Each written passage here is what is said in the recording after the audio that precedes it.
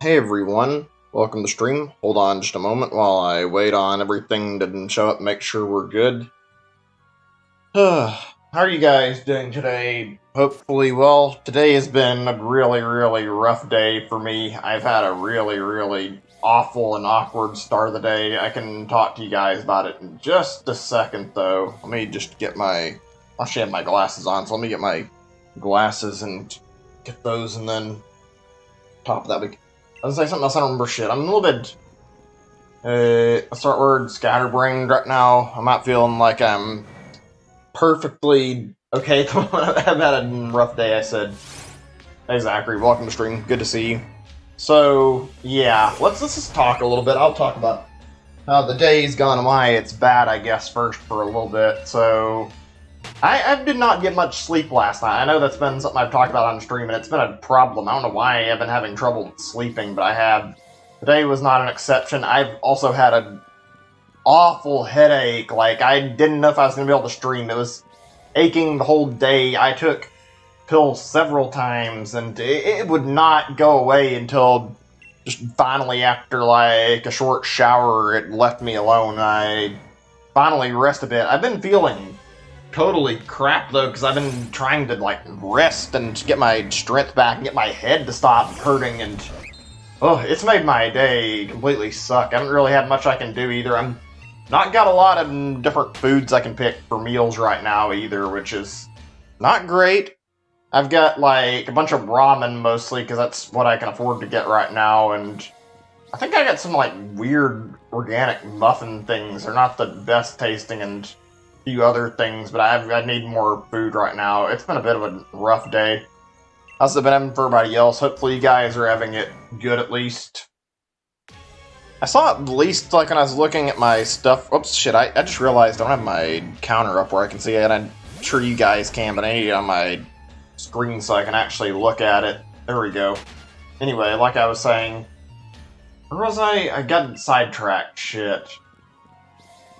Well, whatever. We don't have to talk. Oh yeah, Zarud. I got the Zarud code earlier. I'm gonna redeem it at another point. Right now, I'm not too concerned about it. I've got it like set aside in my email where I know where it's sitting at. So after I eventually get this shiny, doesn't mean today, but whenever we're finally free from this hunt, we'll go claim that, and I'll do some other stuff before we get on to the next shiny hunt.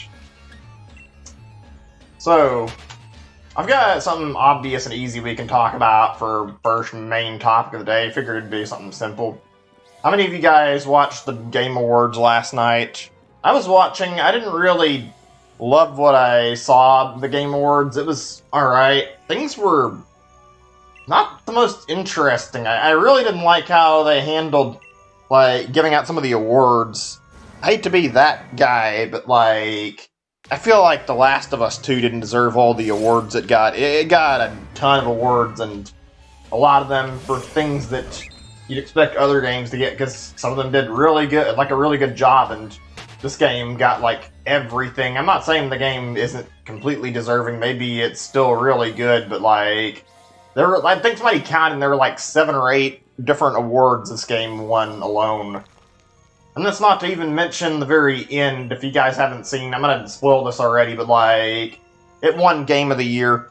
For anybody who's not in the loop, Last of Us 2 is kind of hated for being really... It's got like a kind of story compared to the first game, apparently. Like, they try to make it's like you sympathize the villain, but the villain's like story is written in a really weird way, and not something that makes you really feel bad for her, and as a result, it just comes off as really unprofessional writing. And then this game, despite everybody hating it, fucking comes around and wins Game of the Year. I mean, I can say one thing, I'm glad we got quite a few game announcements, though. There was some pretty good stuff.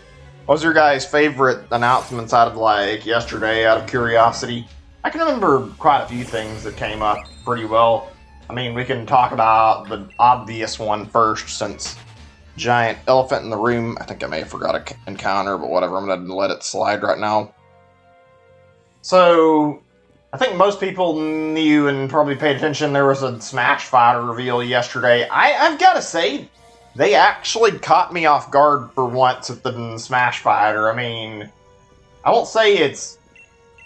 Actually, I wouldn't say, like, a lot of times I feel like I've been caught off guard, but, like, this one was particularly surprising, and, like, a lot of the picks I can feel like I can see coming at some point or another. An arms rep, that makes sense. Minecraft Steve had been, like, rumored for a long time, and seemingly had, like, a fair amount of evidence in his favor of being a fighter. That was one that made a lot of sense. Let's see. I feel like, even though I didn't expect it, same with the hero, Joker, I don't have anything to say about that. Like, those kind of things, I kind of expected some of that stuff that would come maybe eventually. I think what was shocking about last night, we got fucking Sephiroth as a newcomer in the game. Like, I don't think anybody was expecting that. Maybe I'm wrong, but like, not only did we get a second Final Fantasy character, we got another character from Final Fantasy VII, and it was the villain of the game. That seems incredibly rare, unless I'm mistaken.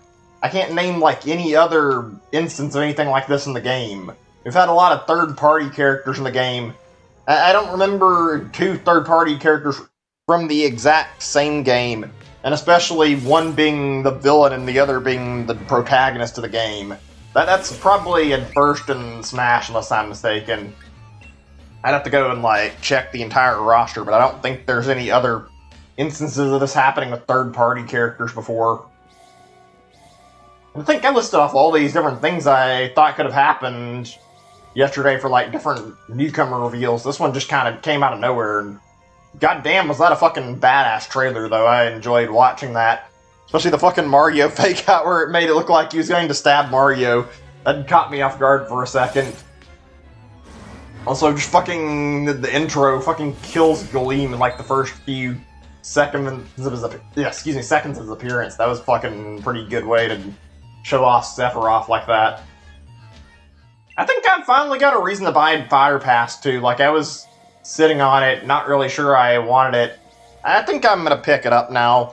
I'm not even, like, that interested in Final Fantasy and not really big on the series, but Sephiroth looks like a lot of fun to play.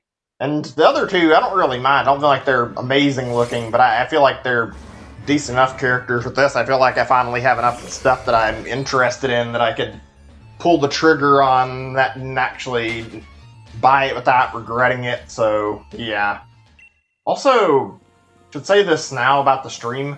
I think today's stream might be a little on the longer side, unless I end up with, like, more problems with, like, headache and stuff. If I end up getting a bad migraine again, then yeah, I'll cut the stream off early, but today was supposed to be different. Today's supposed to be where I was hoping to set aside closer to 4 or 5 hours and sit here and keep doing this runaway pattern and try to get my encounters build up and try to see if I can hopefully get Regidrago to actually pop up today. So I'm expecting we're going to be sitting here waiting quite some time on the shiny, and I guess I can end it if we get the shiny as well, but I don't think that's going to be very likely. We'll have a fairly lengthy session. Hang on a second. I'm going to do something I've been meaning to before we get back to talking on other points. I just need to get the YouTube link ready for Discord, because I haven't done that yet. Also, forget to add that to my encounter. There we go. Whoops, hit the wrong thing. Whatever. Wait, shit, I got the wrong link on my thing. Give me a second. I'm sorry. I'm a mess right now. It doesn't help that I've been suffering through a migraine before I started that only just stopped bothering me, like, less than an hour ago, probably. Right, let's talk about some, like, Game Awards stuff while we're sitting here, though. I feel like that's a decent thing to focus on. Oh shit, I can't see the thing to grab the link. Give me a second. Sorry, this is a little bit sloppier than I'd like. Might take just a moment or two. Okay, so yeah, now that I've got this, I think one of the things I remember liking about the Game Awards, maybe not my favorite aspect, I remember, like, there was a trailer for a game that was shown off, like, I don't remember what point, I guess, like, midway through or something, there was one that was called, like, Back 4 Blood, a zombie game. It looked pretty good. That was something I found neat. I like it because it looks like Left 4 Dead, and Left 4 Dead hasn't had a new entry in a long time. There's been like a lot of rumors circulating around out there about like Valve working on a Left 4 Dead 3, and nothing's really came up about it. I'm a little bit surprised, and I don't think we've had one since, let's see, 2009 or something. All I remember for sure is like Left 4 Dead 2 came out like literally less than a year after Left 4 Dead 1 did, and they haven't made anything for the series since then.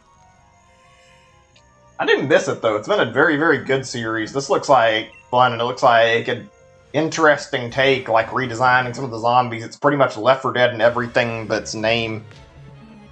Also, I haven't played like a game like that in a long time, so I feel like it might be refreshing.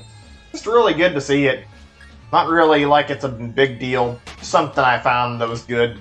Character designs are pretty neat. There's not really a lot I can say because I feel like when I try to like speak about it, like it's mostly just another game that's really close to Left 4 Dead. I mean, I don't know what else I can say without getting into like a comparison of the two games and taking a long time, so I'm not gonna bother saying much more. I hope it's good. It'll probably be a little while. I think it said it was gonna be in like late, like I think it was late, like mid 2021 or something. I'll keep an eye out on that game in case it's fun, in case it's worth picking up. Who knows? Let's see, other stuff I can talk. Oh yeah, let's not forget about this one. I remember when this came up in the presentation, the old Ark 2, that was a weird moment to watch in the stream. I'm honestly surprised they're making an Ark 2, because I think everybody I know of who actually played like Ark on any system, whether it be PC or whether it be like PC console, whatever, I don't know anybody who actually really loved playing Ark. It was kind of, oh god damn it. Is there any problem with like the YouTube stream right now? I'm only asking because the fact that I'm having a weird issue, at least over yesterday and today, where it'll like tell me there's no data being received and try to cut the stream off all of a sudden. It's I don't see anything when I look on my OBS. It's just my, like, oh shit, as soon as they see anything on OBS, I check my stuff and like even check like through all of my computer applications, don't see anything open. It does this, and I can't figure out why, and it doesn't stop lagging. I've not figured out how to fix it, and I can't tell if it's just YouTube messing with me or if there's actually something wrong. OBS doesn't show any frame drops or anything when I look at it, though. I don't know. I'm a little concerned about that. If there's something wrong with the stream, like, please let me know so I can actually look into it and fix it, though, because I don't have any point of reference to check for that. Let me turn my fan on, too. I'm actually a little hot right now in my room. Okay, that's better. But yeah, that was a weird trailer when we were talking about that Ark 2 stuff. Like, I didn't know what I was watching for a little bit, and I don't remember Ark ever having anything too cinematic, and they did that with Ark 2, and it was more funny to me that they put Vin Diesel in the role. Like, yeah, okay, you got a game about what's kind of like cavemen, like, fighting dinosaurs and shit, and it's like, you choose Vin Diesel as your protagonist? Why? Like, I don't really get why he was the big focal point of the trailer. I guess it's game developers trying to sell their games based off of, oh, hey, we put the celebrity in our game. Now you guys can, like, talk about the celebrity or whatever. It's like, does anybody actually give a shit? Like, I don't know anybody who really cared. Most people just had the same reaction as I did, as far as I can tell, where they were laughing at the fact that for some reason Vin Diesel was like a big feature in the trailer. I'm not gonna get hyped about it either. I've seen a few people who are like, oh, this actually looks good compared to like the original, and it's like, you can say what you want, it's fine if you like the way it looks, but like, don't forget the developers of Ark, like, made the game, and then after people stopped playing it for a bit, they ended up like completely abandoning it and giving up hope on like trying to keep it updated. They promised like a shit ton of features, and they didn't go anywhere with any of it. They just fucking abandoned it to work on a new game. if they're going to do the same shit with Arc 2, then it's like, why give them any trust? There's like no real reason to suspect they're actually going to keep their word and make it a good game. Maybe I'm wrong, maybe it'll actually turn out good, but I'm gonna wait until the game's actually released before I give them any credit for it. Is the chat okay? I haven't seen a single message and I'm seeing like 4 people just checking, so I'm wondering what's going on. Okay, it looks like it's fine. Hey, C's, good to see you. Welcome to stream. Glad you could make it. Having a good time.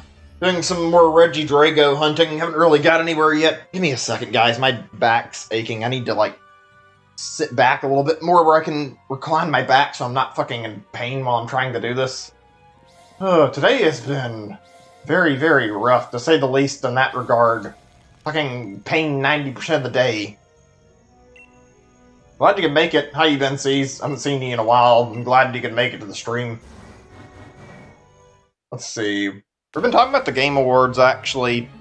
Did you watch yesterday? Just curious. Let's see. What else was there that I was going to mention about the Game Awards? I think I'm done talking about Arc 2 right now. I've already talked about Smash stuff. Let's see.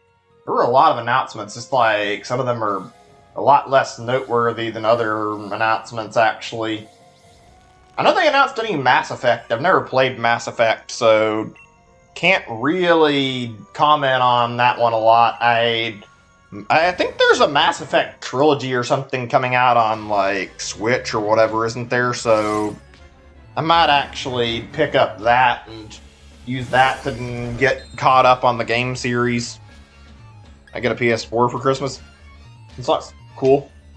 I wouldn't really bother with the PS4 this late. I'd probably hold out and get a PS5 just because of the fact that now PS4 is going to be, like, slowly phased out. I mean, if you want to get one, then sure. I think the PS5 can't play PS3 games, so I guess there's that, but I mean, and I feel like a lot of the stuff I want's already available on PS4 or PS5, and I can play it on PlayStation 5. I'm gonna save up and get one eventually, but I'm not gonna buy it right now. Not like you can.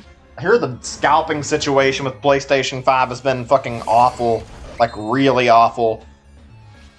Don't care for it. I don't really blame you, at least right now. There's not really a lot that's, like, coming out on the PS5 and all the stuff that is. There's, like, all the cool stuff looks like it's coming out, like, really, really late. So, yeah, I don't really blame you. I think we've got, like, 2 games that are exclusive on PS5.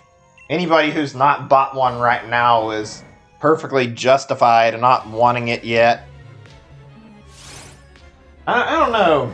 There's nothing I've seen that's really impressed me that much. The only exclusives are fucking, I'm pretty sure it's just like Demon's Souls and Astro's Playroom, and there's still like nothing else that's been released for it that's exclusive yet. I mean, some of the games on it look good, but why would I want to pay like $500 just to play a select handful of games that are like already on it, that are like available on other systems? I don't see that as really great value in my opinion. Let me see.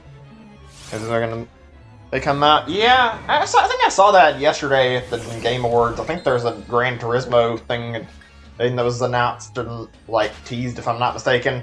That looked pretty good. I've never really been a big fan of like car games, so usually when I see them, it's just kind of don't really care, just to ignore it. I mean, I don't mind them at some points. There's some that are really, really good, like some that I've found that are fun, especially ones that let you just like goof around and mess around with them a lot. Let's hold on a second. I can't tell if I hit the button or not. I'm just gonna count this one, even though I don't remember. I accidentally fat fingered something on my keyboard and I couldn't tell if I hit the plus button to add like another encounter or not. Oh shit. I need to check my battery. My controller was acting a little funny for a second. Ooh. Okay, if this gets bad, we might have to switch to Joy-Cons, but whatever. Yeah, I think I remember that, actually, but it's just like, I don't keep up with, like, Sony or Microsoft, like, a whole lot, so I'm not completely in the loop about all their announced games, so I guess I forgot about that. Let's see, I was thinking on that, actually. Out of all the driving games I can remember, like, I think all the ones I remember are really weird ones.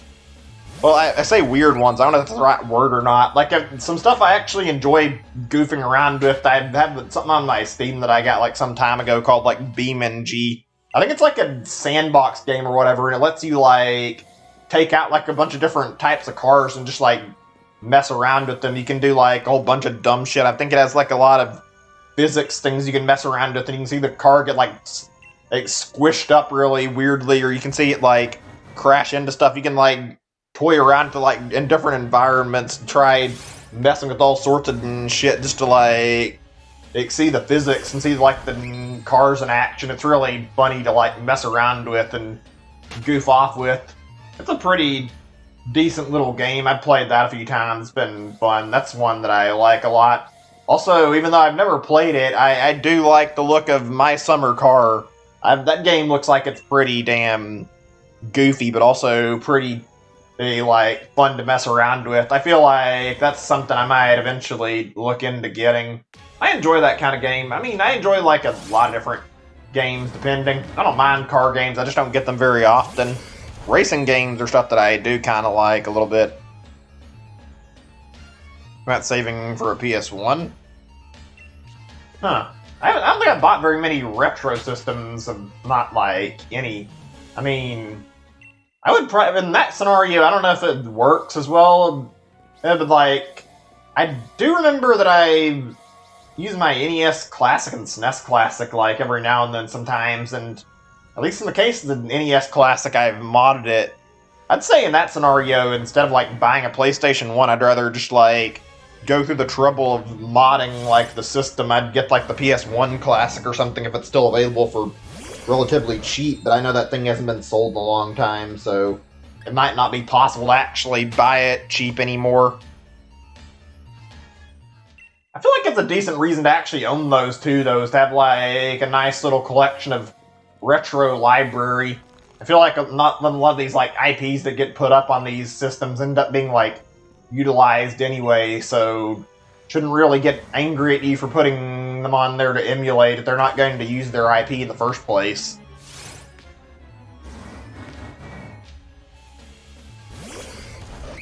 My Summer Car is your favorite? Hey, you like the game?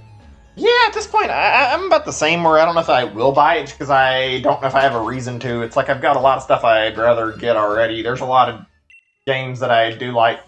I think I talked about like car games before and some stuff, and there's one series I would love to see get revived again, aside from F-Zero, which I've already mentioned before, but like car games that I really miss.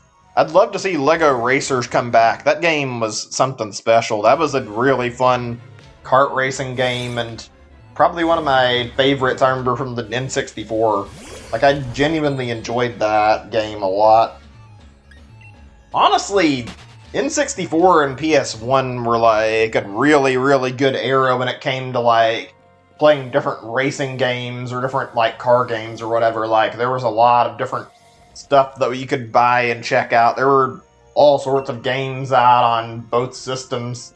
I know PlayStation had, at the very least, like Crash Team Racing. I'm not really sure like what all the big racing games on PlayStation were, because I didn't own one, so I didn't really keep up to this heavily, but I remember a lot of them on the N64 especially, like Wave Racer, there was F-Zero, Mario Kart, Diddy Kong Racing, that Lego racing game. There's probably a few others that I'm forgetting about too, like they had a lot of them, and they were all pretty good games. They were all fun. I don't think I ever played Lego Racers, and I played like very little of F-Zero X, but what I played F-Zero X was pretty fun.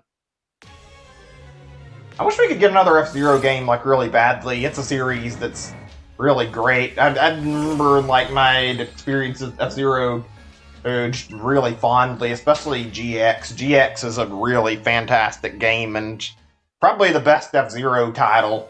Although it's a little bit too hard in a few areas, but that's like the only complaint I can give it, and it's not much of a complaint when F-Zero in general is known for being fucking hard as hell for no good reason. Let's see. I have another encounter. Let me see. PS1 on Amazon, $70. And save for it? For $70, it's not too bad.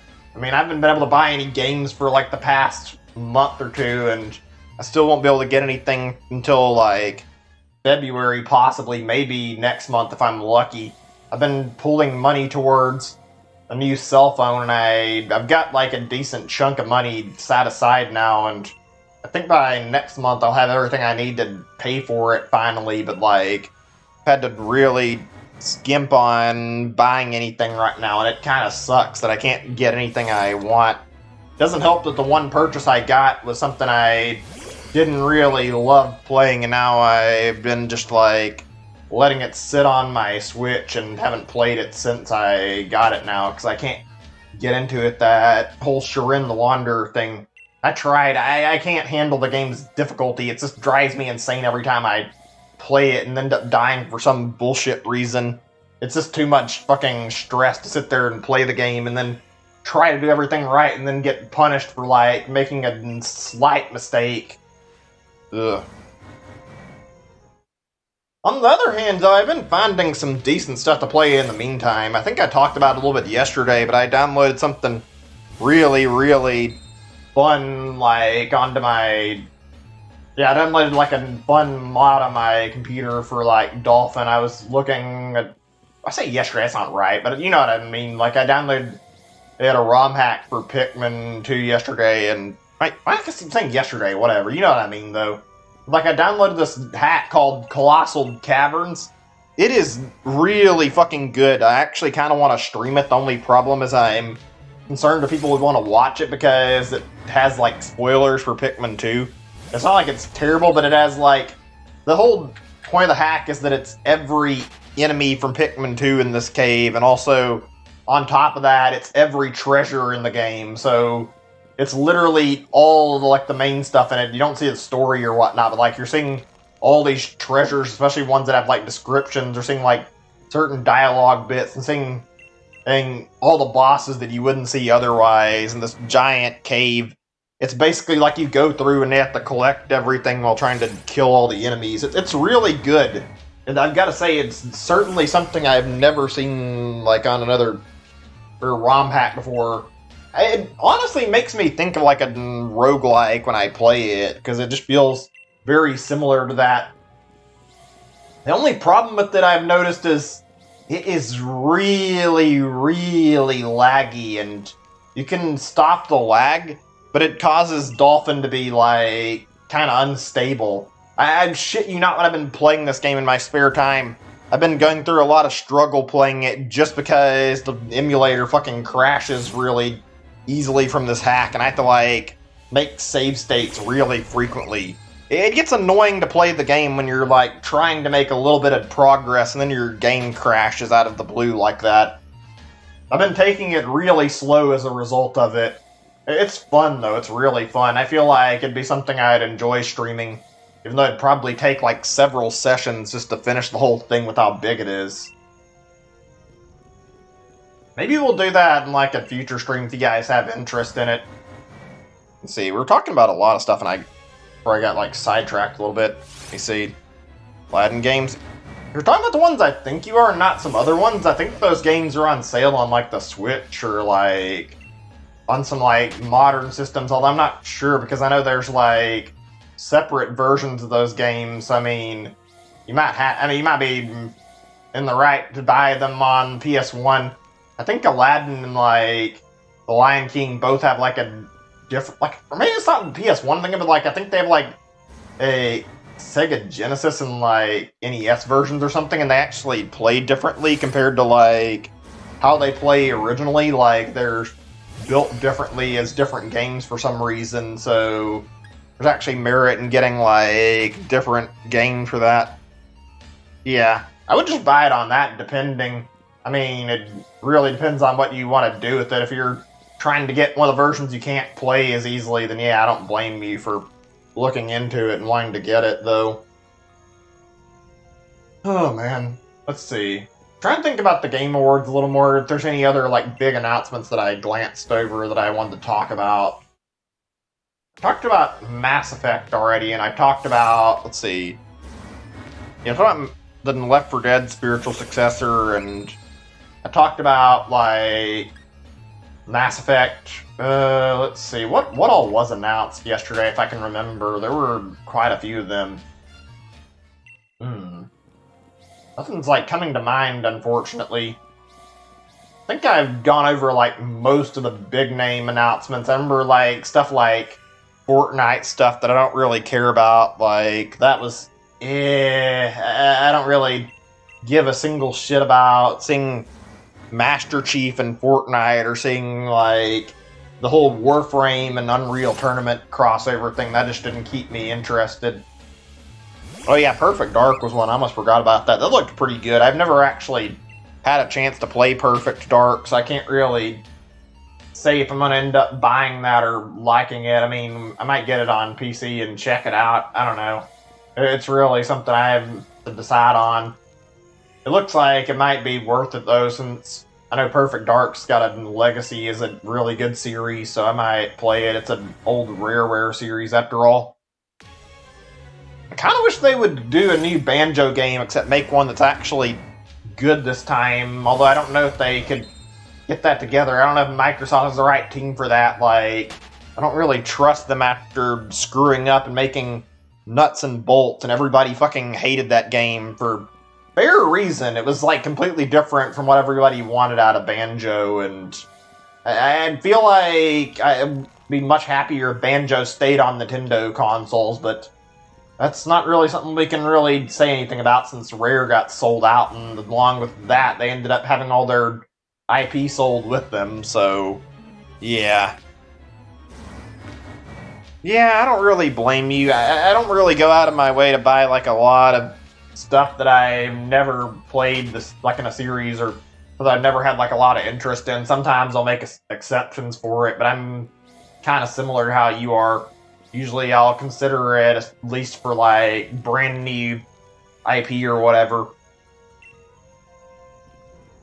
So I'm curious, what are you guys, like, rooting for, like, Game of the Year? Curious to hear about that. I know that, like, there were a lot of different categories, and quite a few won. I think the one thing I remember is, like, Among Us and The Last of Us winning, like, more awards than, like, practically every other game, as far as I can think of.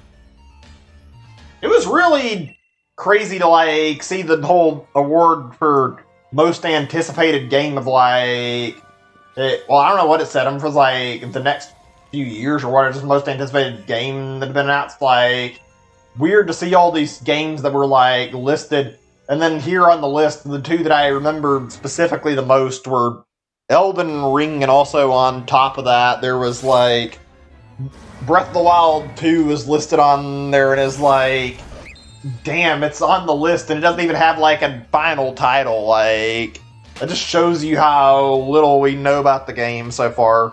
I mean, thinking about it, like, I'm not surprised that they were on there, but, like, I'm surprised Elden Ring actually won.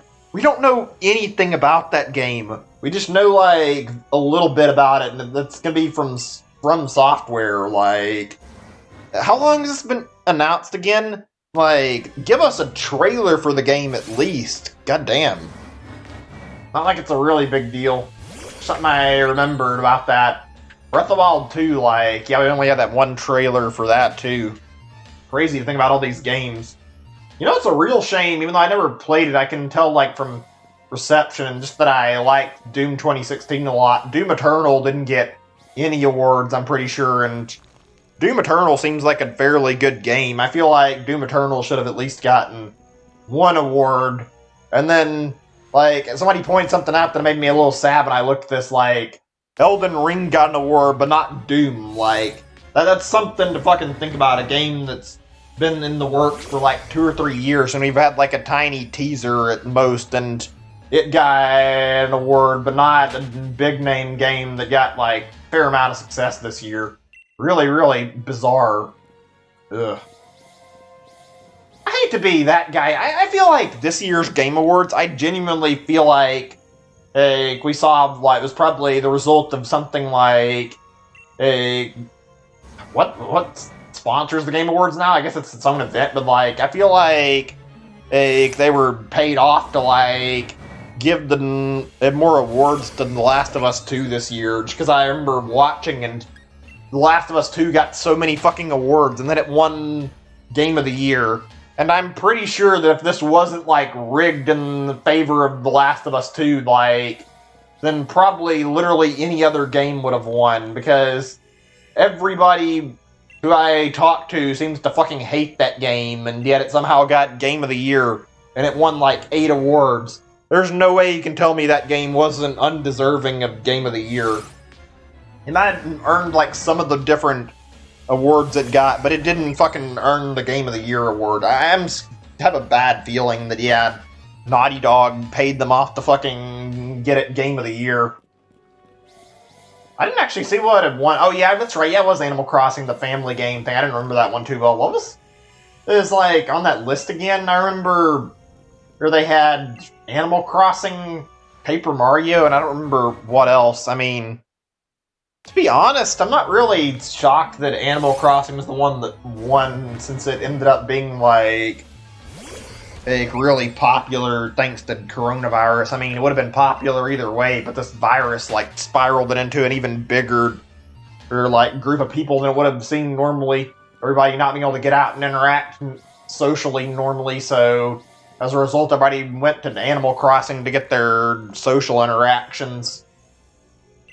I think that game is, like, sold, like, nearly, if not the most units out of, like, any Switch game so far, actually. Which is really crazy to think, because it's only been out for, like, less than a year. Oh, man. Let's see. Anything else? The music was good. I remember they had a lot of different stuff going on. I feel bad for anybody who was streaming it, because had to deal with fucking risking and VOD mutes over that DMCA shit, and they played a lot of music that was copyrighted. I know at least one of my friends was streaming it last night, and I saw him, like, mute a stream several times to avoid it. Okay, there we go. Another added up. Yeah, I think it was on the list for, unless I'm mistaken, even though it's not a multiplayer title, which is really, really weird. It's like, I guess they just did it because it's rated E or whatever, and it's a Nintendo title. And Nintendo titles are almost always nominated, even if they don't end up earning anything. I'm still surprised Animal Crossing was, like, even nominated for Game of the Year, to be honest. I'm not saying it didn't deserve it. In fact, I feel like it probably would have deserved to have Game of the Year more than The Last of Us 2 did, but it felt weird seeing it there. Also, you can tell that speech was, like, totally fucking scripted, and they didn't fucking actually, like, sit down and proofread it before they gave it at all. It's like, oh yes, all the games that are being elected for or Game of the Year this year are all masterpieces in storytelling, and it's like, are you serious? Did you read your script at all? You look at all your candidates on the list, and you're going to try and tell me that Animal Crossing is some sort of storytelling masterpiece? Fuck no. Animal Crossing, like, has a barely their story, if you can even call it that. Like, you got to build your island. That's what the most story there was. You got to, like, hear about your villagers, like, talking to you about your island and all that junk, and it's like, yeah, no, that game didn't do shit for trying to be about storytelling. It was a good game, but that speech could have used a little bit more work, frankly. Yeah, I don't know, I'm not really super eager to go back to it. I still liked it, but I think out of all the Paper Mario games I've played, it's still not my favorite. It's probably like 4th favorite at best. I'd say the first 3 are far above that game still. After watching Arlo's review, I kind of agree with some of his points about it too. Like, I feel like if they just made a traditional Paper Mario game and made something people were interested in, or stuck to something they wanted to make, and didn't try to keep making compromises, maybe we would have got somewhere. It feels like they don't know what the fuck they're doing. Sticker Star was just a giant disaster, then Color Splash, I don't feel like Color Splash is ever going to work with being fucking the same goddamn shit they stuck with it to, with like Color Splash and, not Color Splash, but Sticker Star. Making it a Sticker Star 2 was like already a bad decision, and then Origami King had too many decisions from both with like earlier games and also like Color Splash and Sticker Star, and it seems like they couldn't make their mind up, and it influenced the game's decision a lot. I don't know. Just my opinion. It feels like they didn't seem like they made their minds up how they wanted to handle the game, and it could have been handled a little better as a result. Yeah, Origami King was pretty decent. I enjoyed it. Although the thing of Bobby was a little bit weird, frankly. It was a pretty good bit of storytelling, though. I enjoyed what I saw out of it. That final boss sucked. Some of the puzzles were not very fun, though, and you start fucking up in the game. It really feels like it's a headache trying to get by some of the problem areas. That's something I have a hard time looking past. Ugh. Otherwise, the game's pretty alright, though. I enjoyed what I played of it. Honestly, like I said, if you get the time to, I highly recommend getting like Project 64 downloaded on your computer and playing all of Paper Mario 64. It's a really good game. It's worth the playtime, and it's a great introduction to the series, and honestly, classic. I'm glad I went back and replayed it last year. Or not last year, I say that, it's this year. I mean, we're close to being another year since then, but like, still aren't in 2021 yet. Downloaded Project 64? It's a pretty good emulator.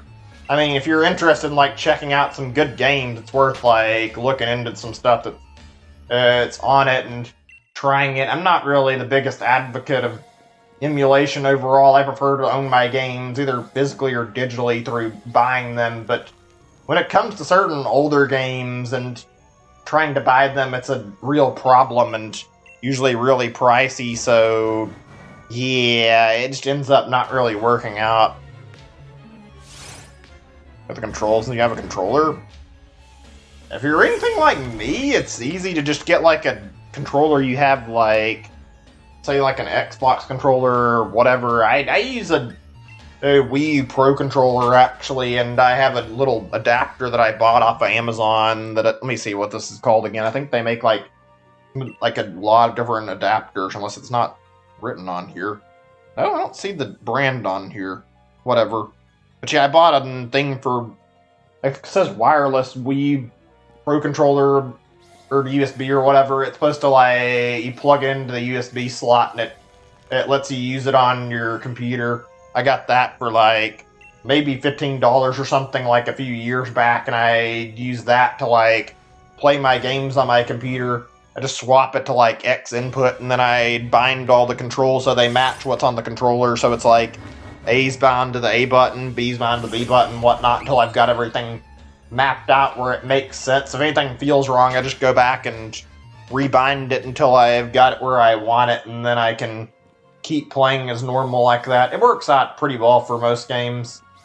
I think you can pair a Switch Pro controller up to like PC natively. I'm not sure how the hell it works. Like, I think if you have like the right setup for Bluetooth stuff, you can pair it up with your computer and you can use it on PC games. I don't know how that works though, but you could probably look that up over on YouTube and find results for it if you have a Switch Pro controller and you need a controller to use on PC.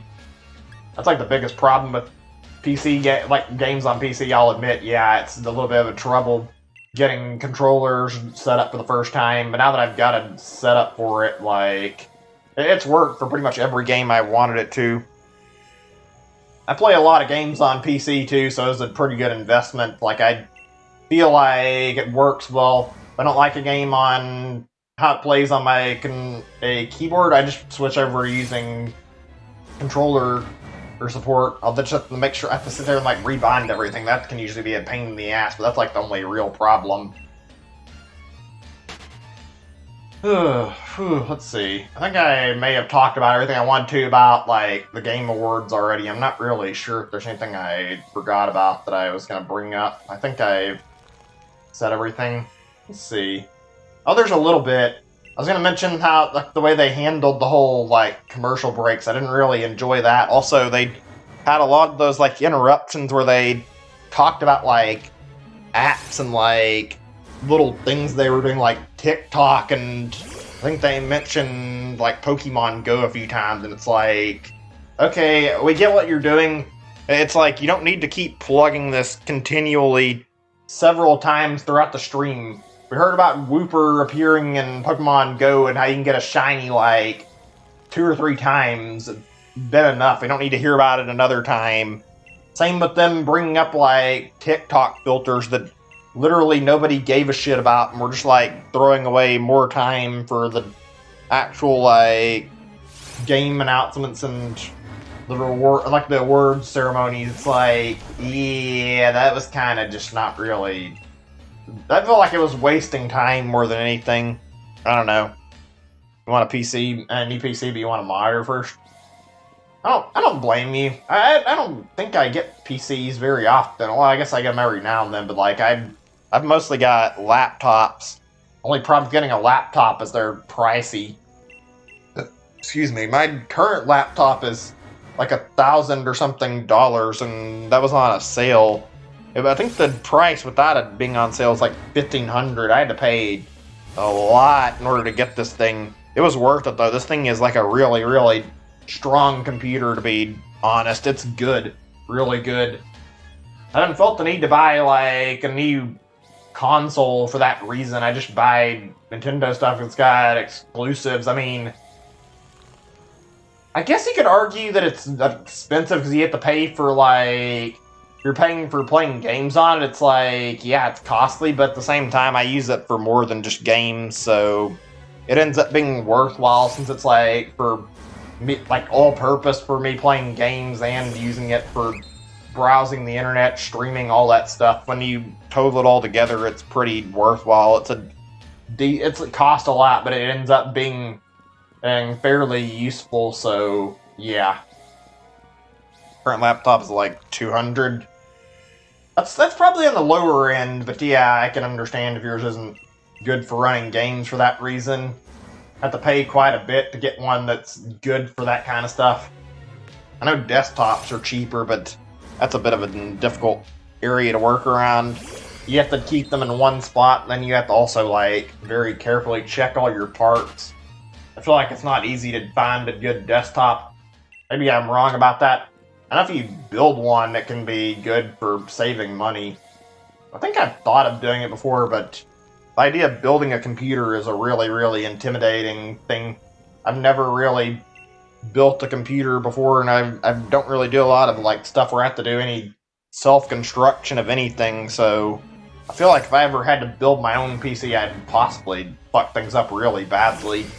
Maybe one day. I'd like to. It sounds like it's not a bad idea. It just takes a lot of time, and it's cheap at least. Like, if you get the right parts, you can save yourself a lot of money. The one thing I hear about, like, being good about PC gaming that I don't really get to see because I own a laptop, and you can't really take a laptop apart, is, like, that you can, like, replace parts on your computer really easy, so you just open it up and put in, like, a new graphics card or whatever without having to worry about waiting for, like, a brand new computer, buying something you need more CPU, install like a new CPU, that kind of thing. You can replace most of the stuff you need to. Let's see. Trying to think on what all I want to bring up. There's a lot on my mind. I had something I was meaning to bring up in like the Game Awards, and I forgot about it, but exactly why I've been trying to work on like making a list of stuff to talk about. Let me pull this up and we can see what I want to discuss. If you guys want to discuss something, feel free though, and we can talk about it. Let's see. I'm curious, you guys watched that Super Nintendo World thing yet? Like the trailer for it? I haven't really sat down and watched it. I think I've seen a little bit of it from people looking at it, like getting impressions. I'm not like the biggest fan of theme parks. I do enjoy going to them.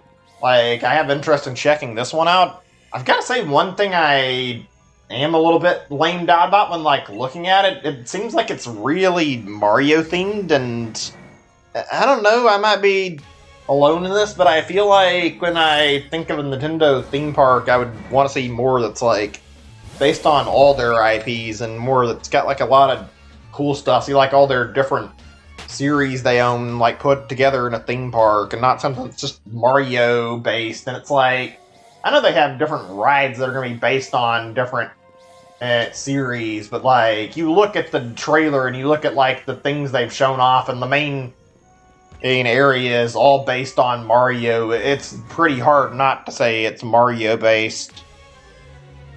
Let's see, what all was confirmed for like different rides already? I think they've had like a Donkey Kong thing they're doing, a minecart, or like you ride on it on a rail, and there's a Mario Kart thing. I don't know how that works yet. There's, I think it's like a Star Fox laser tag and something for Zelda. Like, they've got a few interesting sounding attractions. I'd like to check that out when I end up getting a chance. You guys go to theme parks very often, just out of curiosity? So I'm just curious to hear, like, what's your guys' favorite theme park? I've never been to, like, too many. I think I've been to Six Flags mostly, and I'm not sure if I've been to, like, a whole lot other. I don't even know if I've been to the Universal theme park any. I think the most I've had with these kind of things is, like, I've mostly been to Six Flags. I think I've been to, like, a water park before. Those are kind of fun to mess around at. And outside of that, there's something else. I can't remember what it was. Oh, yeah, the, like, State Fair. I've been to those. Those are a little bit different, but they're basically the same in that regard. What's the worst ride at, like, a theme park or a fair? I'm curious to hear what you guys have to say about this. I think the one I remember, I can't remember what they're called, those things that go up in the air. Or, it's like a shuttle or something, whatever. Or, I might be misremembering, I think they're called, like, a shuttle loop. You get in it and it goes, like, really fast, I think, and it goes up in the air, like, really high. You see it go all the way up in the air, and it hangs for a little bit, and then it comes back down, and it's really quick. I've been in that, like, one time, I think, and I remember hating the experience in that. Welcome back, C's. Good to see you. Glad you're back. You haven't missed out on a whole lot. Talked about theme parks for a little bit, because I've been wanting to talk about this topic for a little bit. I remember the one time I mentioned where I'd been in this shuttle loop thing and, like, went up in the air really high, and it was the most terrifying thing to, like, look down and see the ground beneath. Like, felt like I was going to fall. See my legs getting close to, like, where the thing shows, like, an opening in it, and God, it scared me a little bit. It was, I think I was, like, 15 or 16 or something, but, like, it was really terrifying to ride in. Really not something I enjoyed a whole lot. Oh, man. Not the best memory from it. I think I used to not like riding on roller coasters a whole lot, but I've gotten better about where I don't mind getting on a roller coaster. Since we're talking about theme parks, you guys visit them very often, or what's your favorite, like, type of ride you've been on one? I'm trying to think on some really good ones that I've been on. Little bumper car things are usually fun. Those are good to go on. I enjoy doing that. I like when they do those, like, little haunted house type things, or maybe not even haunted house. You just go around, like, the area and explore it, and you see, like, characters or whatever. That's kind of fun to mess around with. What else is there that I can remember? Oh, those, like, little water rides where you're riding down them are fun, too. I enjoy those. I don't really care for the, like, little things where you go in, like, the Swan and you end up, like, waiting around somebody. I think they're meant to be, like, the Tunnel of Love or whatever. Those are okay, but they're not really interesting, in my opinion. I mean, if you're dating somebody, that's a little bit different. I think that's the whole point, is just to go on. If it's, like, a couple, you go together. On yours and you're at sucked and it's for a weekend. Yeah, I can understand that. I'm not huge on theme parks. I enjoy going to them every now and then. They're alright. I don't really care about them a whole lot, though. Thought it'd be a fun topic to discuss for a little bit. One thing I do remember that I like, since I talked about the State Fair, I think most theme parks have this too. Usually, like, food at these things is really good. And, like, I remember eating, like, nachos at the State Fair when it's around. They were always great, like these like cheese nachos. I enjoy eating them a lot. They were good. The hot dogs were good. All the food that I can remember from the state fair was always like really tasty. And then even like in a theme park, I remember like usually one thing I really did like was they would usually have food courts. And the food courts in these places are pretty good. Like, they're genuinely really enjoyable. Have some great food that you won't find other places. Speaking of which, I think was it Disney or Universal? I don't remember. There was one that I remember looking at that I thought was really cool. I don't think I would actually care about going to, but like I think it's in the Disney World or whatever. Like, there was like now there's like that Krusty Burger thing in like The Simpsons. I remember there was like a recreated version of that, like I think in a Disney World or whatever, where you could go inside and like order things from The Simpsons. That was really, really neat to see. I wonder how the food tastes there. I like seeing those kind of themed things. Let me see. Small town. Things at least a decent crowd. Yeah, I'm not that surprised. Where I live isn't exactly that big either. I don't even know when the last time I've been to a state fair is. I'm sure we still have it. I guess because I'm older, it's not something I would do anymore anyway. I'm like nearing 30, so don't actually have a good reason to. I mean, if I want to do something fun, I guess I could go out and do like one of those little game centers. I know those are still around. I don't think it'd be a big deal. I wouldn't really prefer to go there, so that's usually where kids go. I think if there's like one place that's good for like adults to go to where you can like mess around and play games and do stuff. If like one place I remember that I visited that I enjoyed was Dave & Buster's. That place has a lot of good stuff in it and the food's pretty good. It costs quite a bit of money to do some of that stuff though. You have to spend quite a bit on like little tokens to play the games. Dave & Buster's is more or less like an adult version of Chuck E. Cheese. Let me see. A theme park for a kid? Yeah, I don't think I've been to one in a while. Last time I'd been to one, I remember I went with like a girlfriend when this is like 6 years ago or something, and I went to like a Six Flags, but I haven't been to one since then. I don't think I could bother to go to a theme park now. If I did, I would have to do it if I end up in a relationship again, which that hasn't happened anytime soon, and it may not happen anytime in the near future, because like nobody really wants to be that guy that goes out to a theme park alone and just rides all the rides. It doesn't feel like you're getting any satisfaction of being alone at a theme park. The whole point is to be there with either friends or family, or be there with like a loved one and do something. You're not really getting the whole experience. You're just going alone, I feel like. I don't know, that's just my 2 cents on it. Okay, let's see. I'm gonna look and see what else I'm in the mood to talk about. This is why I feel like I need to work with this whole thing of... I hate that I have to do this, but like, this is why I'm gonna start keeping with like a list of topics where I stream. Make it so I don't run out of like topics, and I can just jump to look at my list and check on stuff I'm in the mood to talk about. Let's see here.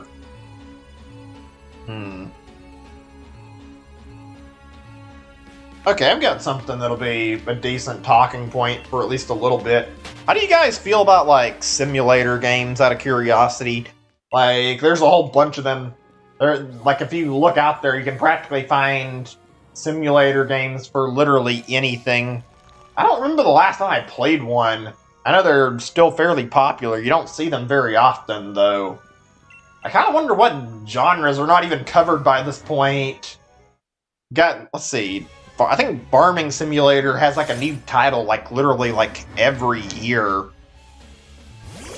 Just thinking here, because there's so much of this shit. I don't know why I can barely remember these, though. Farming Sim. I swear I see like the Truck Simulator stuff, type things like all the time. That Euro Truck thing, I think they do like a new entry in the Euro Truck or whatever like every year. I know they made that little thing with the whole American Truck Simulator, and I don't really see the appeal in it. Like, it's whatever. Car Mechanic Sim? I'm gonna have to try that out. That sounds interesting. Let's see. I know Cooking Sim has got a lot of popularity. I think there's like another Cooking Sim game now. Like they had one where you just like, it was like a fake audience and you made food for like an audience. It was really dumb. It looks like the kind of thing you'd see on like Paula Deen or whatever if you looked it up. It's not really that big of a deal, just a really, really weird looking simulator game. And then there was another one I've seen, I don't know how long ago it was made. I think I've seen it recently. It's like a thing where you're making pizzas. Looks really, really interesting. 20 to 30-ish euro. Interesting. Very interesting. I think like a lot of simulator games have gotten to be like pretty interesting though. I guess because they're trying to stay relevant. Like you don't see them as much now, and even if you do, they don't all have simulator in the name. Like there's one game I've seen that was fairly neat that was on streams. I've seen. I don't know how much it costs. I think it's on Steam, and it's called like Trains Station Renovator or something. Like it's fairly obvious that it's like a simulator game. It doesn't have the simulator part in the game. It looks like a decent game. It's not as bad as some of the other simulator games I see. You go around and like try to make a like train station look better. You replace shit. You throw away trash and you like fix a bunch of stuff. The idea behind it looks pretty interesting. Oh man, I could probably talk about this for a lot. There are some really weird simulator games out there too. Some that are fucking really goddamn stupid too. I can't remember what the name of it was. I remember one that I saw like a year or two ago on like a Vinesaw stream. It was kind of awful. It was like a game where it was like you moved around and you were using like a... I forgot what the right word for it is. Like, I want to say forklift. That's not the right word. Maybe it's a steamroller I'm thinking of. You like use like a steamroller and like also like a little power drill, and like you had to work on like a construction site and do stuff. It looked really bad, and like one thing I remember very specifically about this was it was like really clunky, and on top of this, like the power drill when you used it was really fucking loud and really fucking annoying. And everybody who was watching in the chat was like complaining about like how bad it was. Like the only good thing about it was like people were laughing at how stupid it was. The game looked really, really shoddy. I've got to say, it was not a very good-looking game. Oh, man. I almost feel like at this point we're seeing like so many simulator games that it feels like people are like actually trying to have a competition of who can make the laziest and worst simulator game. Like you look at this stuff and like, let's see, what I just had in my mind that I forgot what it was. Fuck, why can't I remember? God damn it. Well, whatever, I was gonna mention one. I can remember something that I was gonna bring up anyway. Fucking another really weird look at one I saw recently, and it's like simulating being a YouTuber. It's like, the fuck is this simulator game? You sit here and pretend like you're streaming and like do all this stuff to interact with an audience, where it's like a bunch of automated messages being like sent on repeat, and you like simulate uploading videos. It's really weird. I've seen like 2 or 3 different games in this exact style already.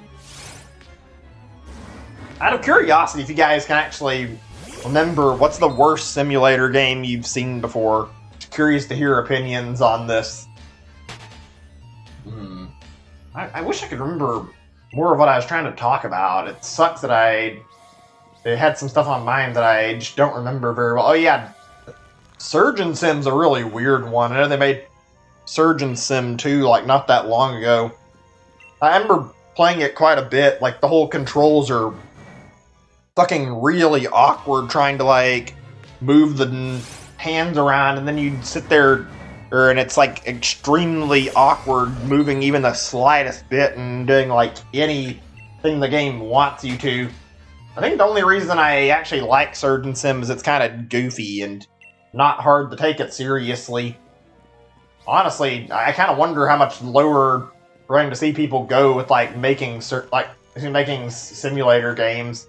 At this rate, I'm going to imagine we're going to have like a fucking sleeping simulator game where you literally just sit there doing nothing and see your character sleeping, and you get lucky, you see them dream a little bit.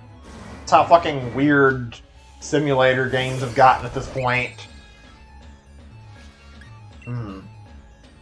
Shit, I had more I wanted to talk about on this topic. I'm gonna put a little symbol on this like I've done some of these other things and mark it as something we can talk about later if I remember instead of just crossing it off my list. I enjoy messing around with them. They're not the worst games. They're fun to mess around with those simulator games. Some of them can be really, really unique experiences. A lot of them are just kind of though.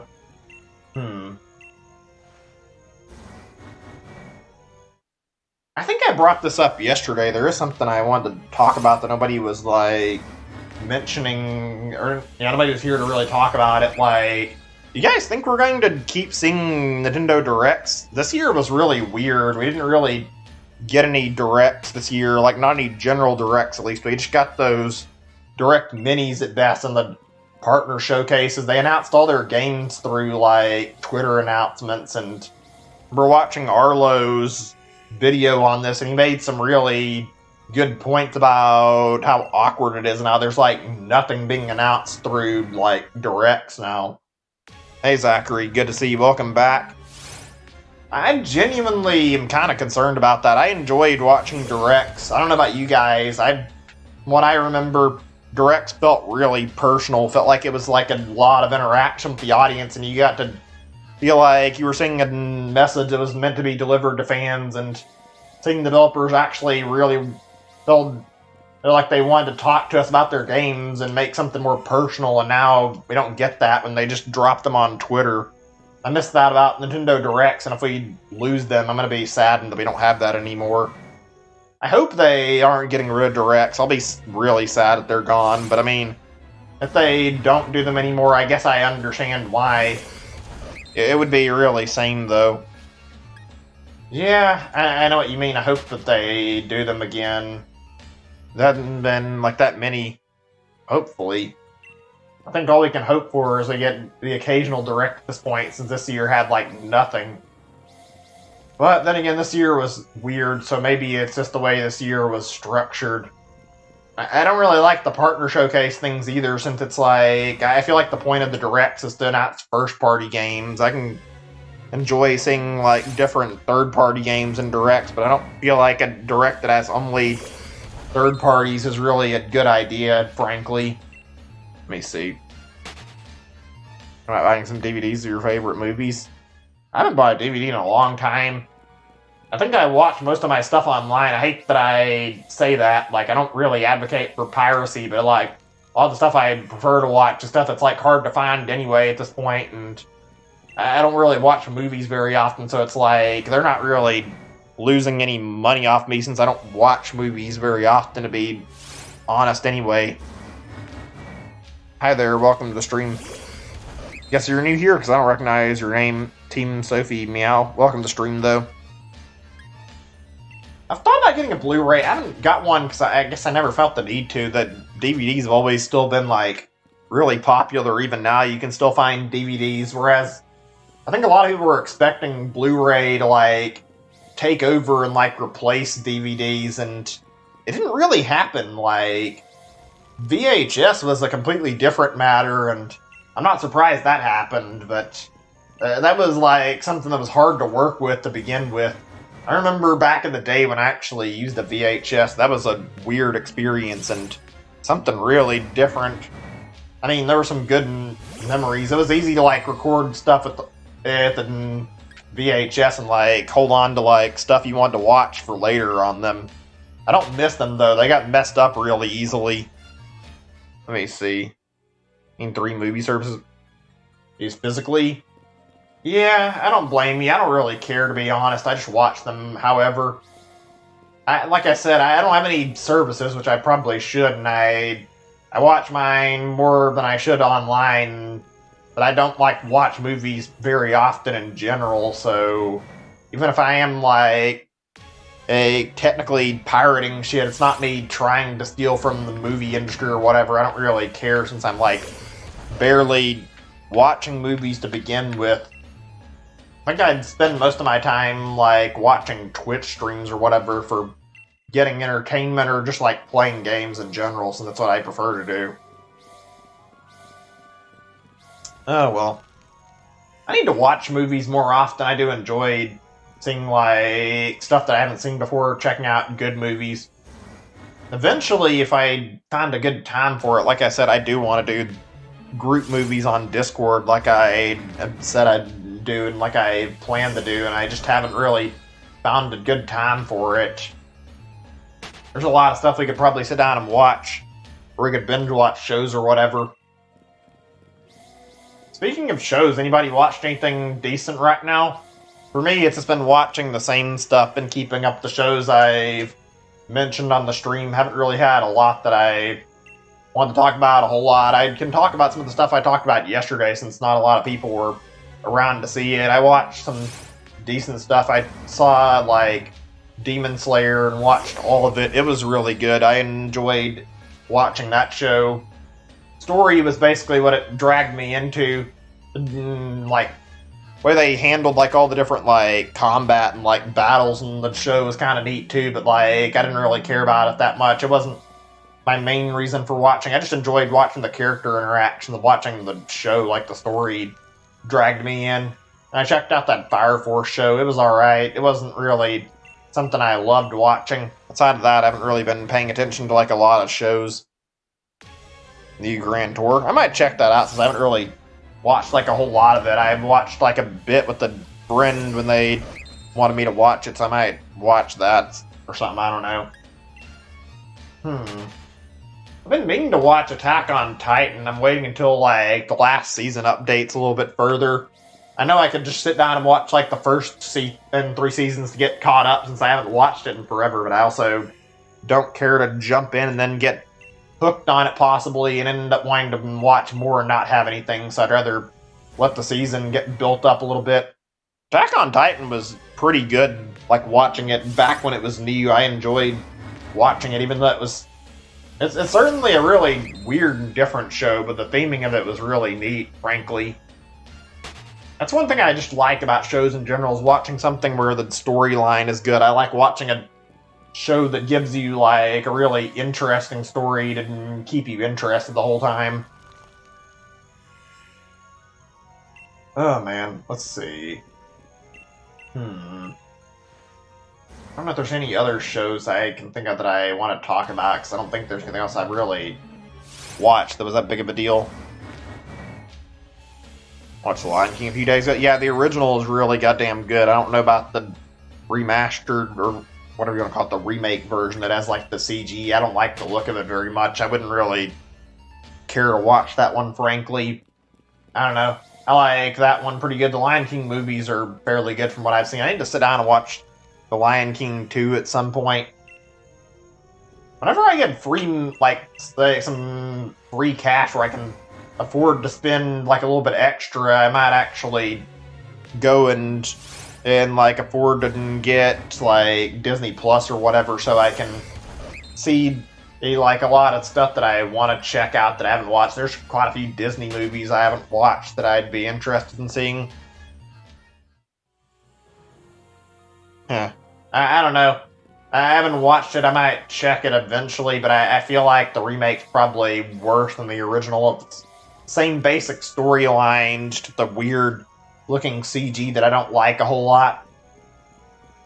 One of these days, I'm going to sit down and watch Lion King 2. I've watched Lion King, I've watched Lion King 1.5 or whatever it's called, and I haven't seen Lion King 2, but what I've seen of those have been really good. Lion King 1.5 is a pretty fun little movie to watch, frankly.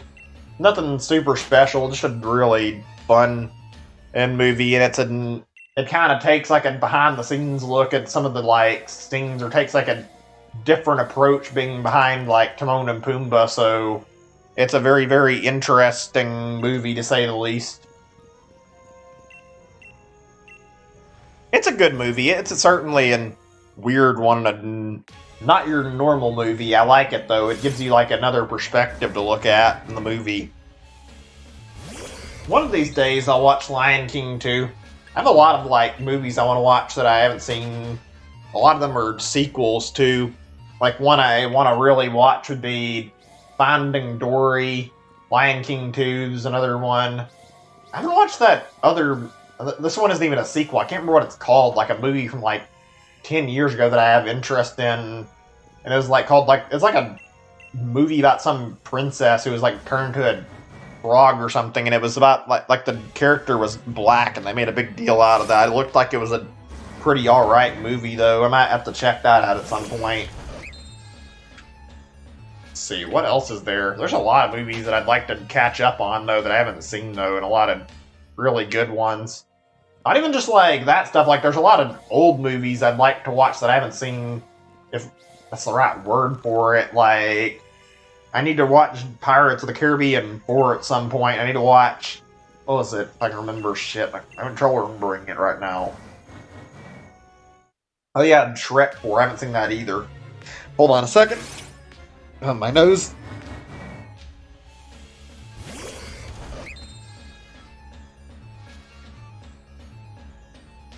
Sorry about that. Ugh, fucking allergies. I need to set up a... I think I'm gonna need to set up like a bind to mute my microphone at some point. That way I can fucking reach it easier rather than struggling to get my finger on the... and mute this really quickly. Ugh, shit, that was bad. I took more effort than it needed to get my mic muted. And, oh, wait, did I unmute? Okay, I did. Never mind. Shit, I was a little bit worried. I forgot for a second. Good. Okay, where was I? Lady the Tramp is an 11 out of 10. Yeah, I liked that movie. That was a good movie. A really, really fun, little innocent movie. A really sweet one, too. I forget. Was there a sequel to that? I don't remember. Let me see what Google says.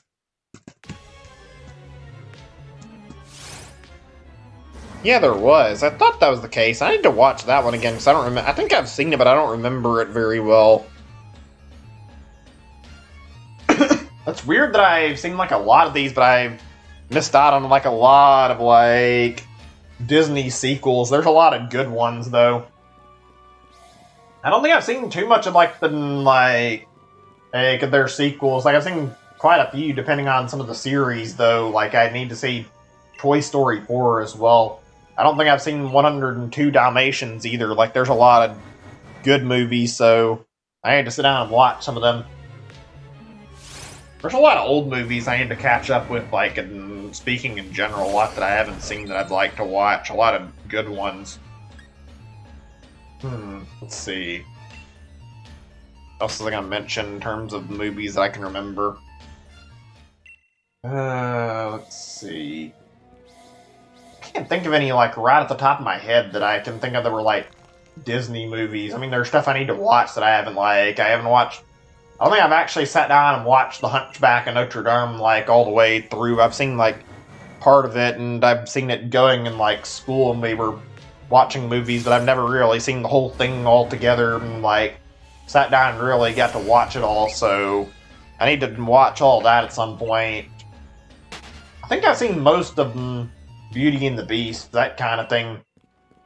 Let's see. I'm trying to think on others, like just other general movies that I want to watch that aren't related to Disney stuff. Also, we still haven't gotten anything after all this time. Not that surprising, though. We're not at odds yet. I think we have to go until 1300-ish to reach, like, shiny odds.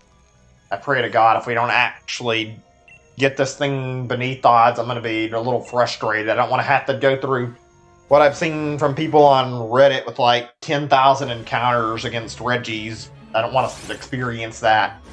Ugh. Let's see, what are some other movies that are like good movies? Just like, not even Disney, just like different movies you guys can think of that are like fun to watch. Just like good movies in general. Rush Hour is a series I enjoyed watching. I think I've talked about that series already. I haven't seen like the original one. Rush Hour 2 and Rush Hour 3 are some good comedy movies, though I enjoy both those a lot. I'll rewatch those at some point. They're very, very good. You see. Animal movies. Animals in Love. That's an interesting sounding title. I've never heard of that one.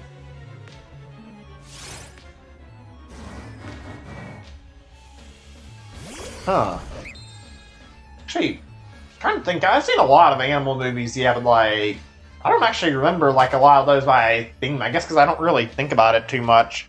I do like seeing movies that are like documentaries and like talk about animals too, but I don't watch those very often. I think I watch documentaries in general sometimes, and I enjoy watching them.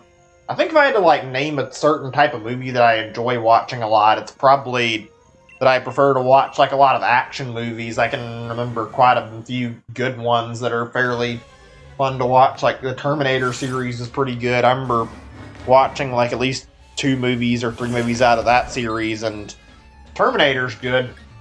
I don't think I've watched Indiana Jones before. Back to the Future, that's a classic. I could talk about that series for quite a bit. I've watched all 3 Back to the Future movies. Those are good movies.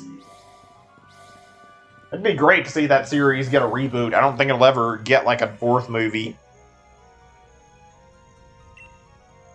Yeah, sometimes when you sit down and think about that stuff, you make some really interesting observations about your like hobbies that you never noticed until like recently. Like how I talked about on stream before, I didn't realize that I wanted to do game design until I was like, say, like probably like 16 or 15 at least in terms of age. I hadn't actually thought about it until that point, like very heavily. I was just that indecisive kid that couldn't make my mind up before that. Let's see. Terminator's is like a good one. I'm thinking on other stuff that I've watched. I like watching older movies to an extent. There's some really good old movies actually that are very fun watches.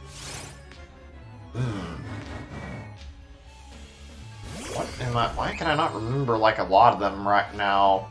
I watched a lot of James Bond stuff back in the day on like pay-per-view. I think those are pretty fun movies to watch too. Those are decent. Those are not the best. Those are some that I like though. Another one I remember like watching that I really enjoyed, and anybody here's heard of it, called iRobot. That was a fun one. It was like a futuristic themed movie, and that one was pretty good. I enjoyed watching that quite a lot. I've also seen like, I think most of like one of the Blade Runner movies, but I don't watch those very often, so I haven't really seen much of the series. Seems like an alright movie series, though. You guys like watching like comedy movies very often? I like watching them, like, depending. There's a lot of good ones out there. Let's see, what's an easy one? I know like I say newer, it's not the right word, I guess, but like, what is the right word? Like 2010 or something version, like the Cheaper by the Dozens movies, those were pretty good. That's a pretty decent set of like comedy movies. The original Cheaper by the Dozen is like a really, really heart-wrenching movie and really sad. Like, I'm not gonna spoil what happens, but it's not exactly the easiest movie to watch, at least not near the end. It's an alright thing, and it's not too bad until the very end, but if I had to say anything about what happened, it's like a really, really big spoiler for the ending, so I won't say anything. Let me see. Every human just woke up. Humans never happened. I don't know, that's a really interesting question. It makes you wonder if the Earth would be better off or worse off, but I mean, it's hard to say. I feel like in some ways we made the planet better, but in others we made it worse. It's hard to say if the Earth would actually stay alive without an intelligent species to be in charge of everything or not. I mean, you could argue we've been making things worse though, so who knows? I mean, I'm not certain the Earth would be in good hands if we ended up not having humans though. I mean, just look at what happened back in the age of the dinosaurs. They were basically the fucking primary species on the planet, and they basically had free roam to do whatever they wanted because they were the big top dog species that could fucking kill and eat everything, and they weren't the smartest species, that's for sure. They were just the most vicious species alive, and they could eat things, basically, and they didn't get very far because they ended up getting fucking hit by an asteroid, supposedly, and fucking dying off. I mean, I don't think anybody knows exactly what happened, but I think the whole meteor theory is like the most popular theory when it came to the dinosaurs. There could have been anything. That's an interesting question. I don't know if we'll ever find out the answer to.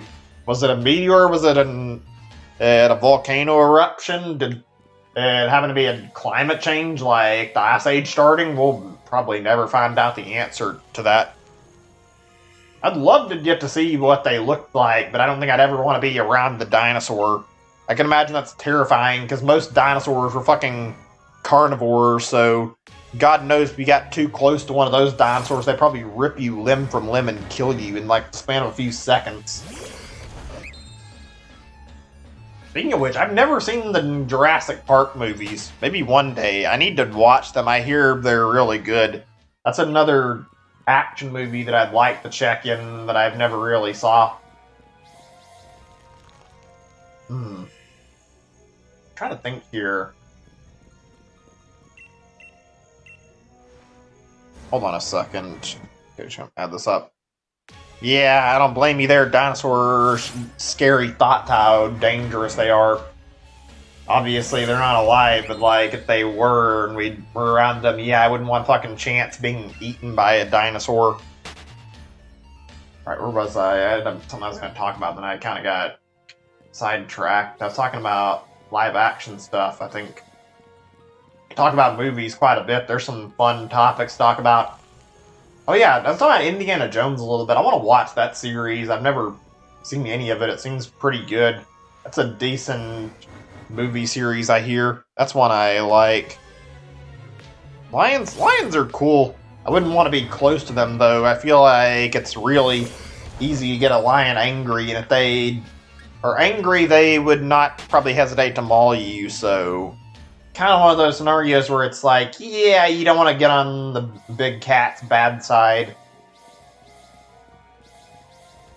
Interesting to watch, like, animal documentaries, actually, like, and see this kind of stuff, like, if, like, these kind of animals, especially see when there's, like, ones that are tamed, actually, like, I remember watching, like, a video of, like, a zoo that has, like, these cheetahs, and they were tamed, and it's the weirdest experience to, like, look at. I think the cheetah is, like, the most tame big egg, like, wildcat they're out there, like, I remember watching this, and this guy was, like, with the cheetah, and it was completely harmless, and this cheetah was, like, at one point, like, when they were interacting with it, I think he had to, like, sit down, and, like, the cheetah was, like, just sitting there licking his arm over and over again. You could see where the, like, the mark from how rough the tongue was, like, over on his arm, like, continually going on his arm over and over and over again. It was really, really weird to look at, seeing, like, a cheetah, like, follow somebody around and, like, acting kind of like a house cat and, like, purring and licking them.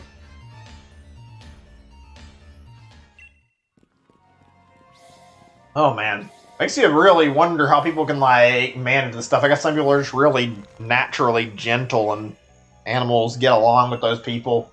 I guess it has to be, like, a specific person, because a lot of animals won't accept anybody getting close to them, regardless of how friendly you are. They'd rather eat you.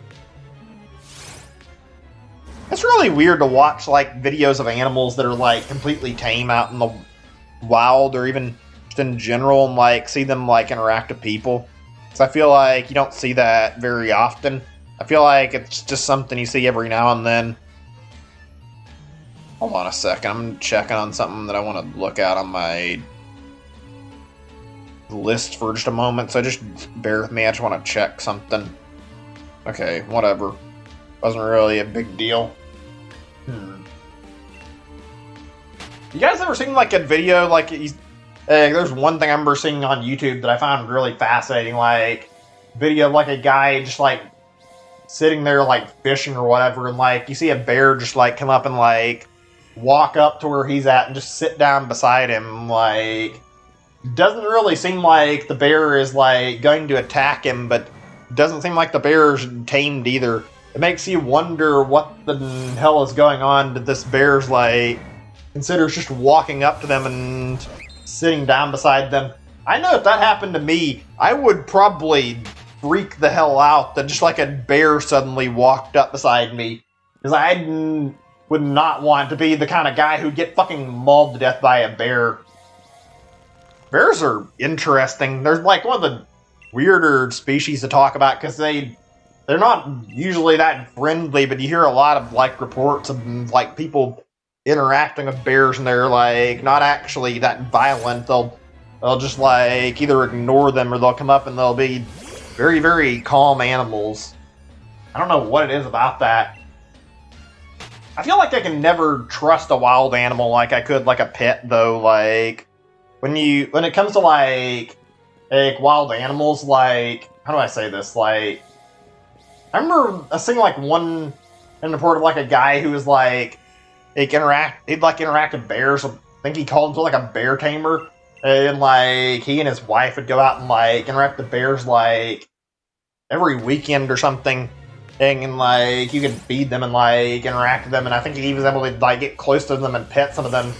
Really, really fascinating stuff. Like seeing how this guy interacted with the animals, and they were really calm of them around him. And then one day there was like a mention of like he went out and ended up with like you could hear like got mauled to death on over a radio or something. Like the bear decided apparently it was hungry and you could hear like screams over like the radio. It was terrifying. It's like that's exactly why I don't feel like I can trust those wild animals. It's like I'm sorry, no matter how much you try to convince me you understand animals, like yeah, that's the exact reason I would never put trust in a bear.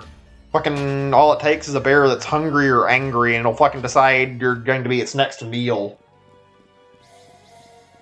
It's not something to be fucking around with. Ugh. Yeah, I know what you mean. The only thing I don't like about dogs, and this is coming from somebody who loves dogs, like, in general, it's hard to tell if a dog's friendly at some point. I mean, a lot of times they are, and they're very nice. They'll come up to you and wag their tail, and they'll want a bit of attention, but, like, sometimes you see dogs that are very much like they appear like they're friendly outwardly and they act nice enough, and then you get close to them and they start growling at you all of a sudden and trying to bite you, even though like slightly beforehand they're just like sitting there wagging their tail at you, acting like they're just wanting to be friends with everybody. It's like just that weird mood switch all of a sudden. I don't feel like I see that in wilder cats that often. Like I don't hate cats. I don't really love them with my experience of them being really bad. I feel like mostly my fault. I could have done a better job raising the cats I've had, but like, yeah, like, cats usually just run away when they're like, not feeling comfortable. They don't end up, like, trying to hurt you just because you approach them. And then with some dogs, there's dogs that get really, really angry and really, really violent over no reason. I haven't seen Big Dog scratching on accident a lot. Yeah, that's some problem with like some dogs. They're very good, but like a lot of dogs, especially if they're hyper, they don't realize their own size and they'll jump on people and then they can hurt them through like if they scratch them or something, they don't realize they're too big to be jumping on people. Seems like a lot of big dogs don't realize that, and a lot of small dogs think they're a lot bigger than they actually are. Oh, man. I want to have another pet dog, actually, though. I haven't had a pet dog in a long time. At least it feels like it. Like, I haven't had a dog in some time, and I miss having a dog. After I get myself a cell phone, I think I'm going to save up for a new dog. It's been a long time. Decide on if I want to get like one of the breeds I'm interested in, or go for a small dog right now, and then, like, save up some money in the meantime to get another dog at another point. That way I can maybe get one for a breed I actually have interest in. Plus, I feel like raising a small dog first will be an easier experience rather than raising a big dog.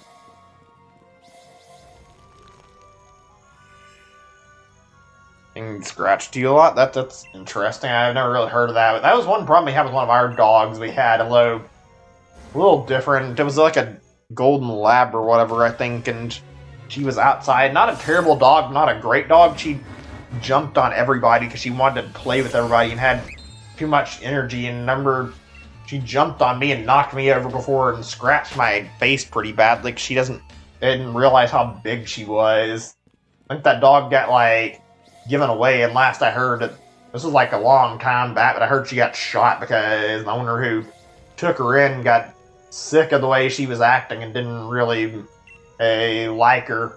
I mean, I hate to hear that because it makes me feel like it's a little bit of an overreaction, but like, I can't really say I'm surprised the dog that was like really big that was jumping on people got shot. It's sad, but I don't know if she could have been helped. I think she was probably older than a puppy and she didn't stop jumping on people when it was scratching people and causing problems, so naturally she caused issues for whoever owned her, I guess.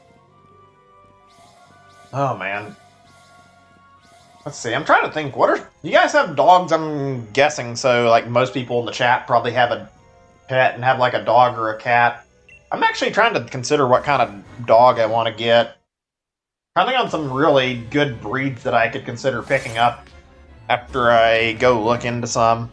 I think I want to get something that's fairly easy to handle since I'm probably going to get a small dog. Right now I'm thinking I'm going to get maybe a Chihuahua or potentially get like I might get a wiener dog. I don't know if I want one though since my last 2 dogs I've had were wiener dogs, even though the one that came at the last one was one that I had a better experience with and I loved her a lot, but the one before that was not very friendly, so I feel like I'm going to get another one so I can have another type of dog.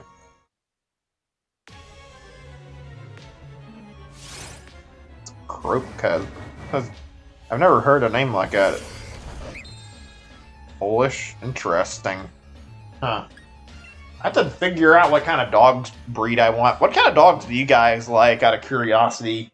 What kind of dogs have you guys got? I'm thinking like all the different small dogs. I want trying to figure out what's a really good breed to pick up. Schnauzers are nice too. I don't know if Schnauzers cost a lot. I like them. They're cute with a little beard on their face, or mustache is the right word, excuse me, not beard. I like the way they look though. They're really nice dogs. Let's see. I might have to do some research on it though. We had I remember my grandparents had a Pomeranian at one point. Pomeranians are pretty alright. They're very cute dogs, very fluffy dogs, and I like having like... That was a nice dog to have. I enjoyed that dog. She was pretty friendly. Got a little bit mean at some points. She wasn't that bad. She just got angry easy. Was the only problem.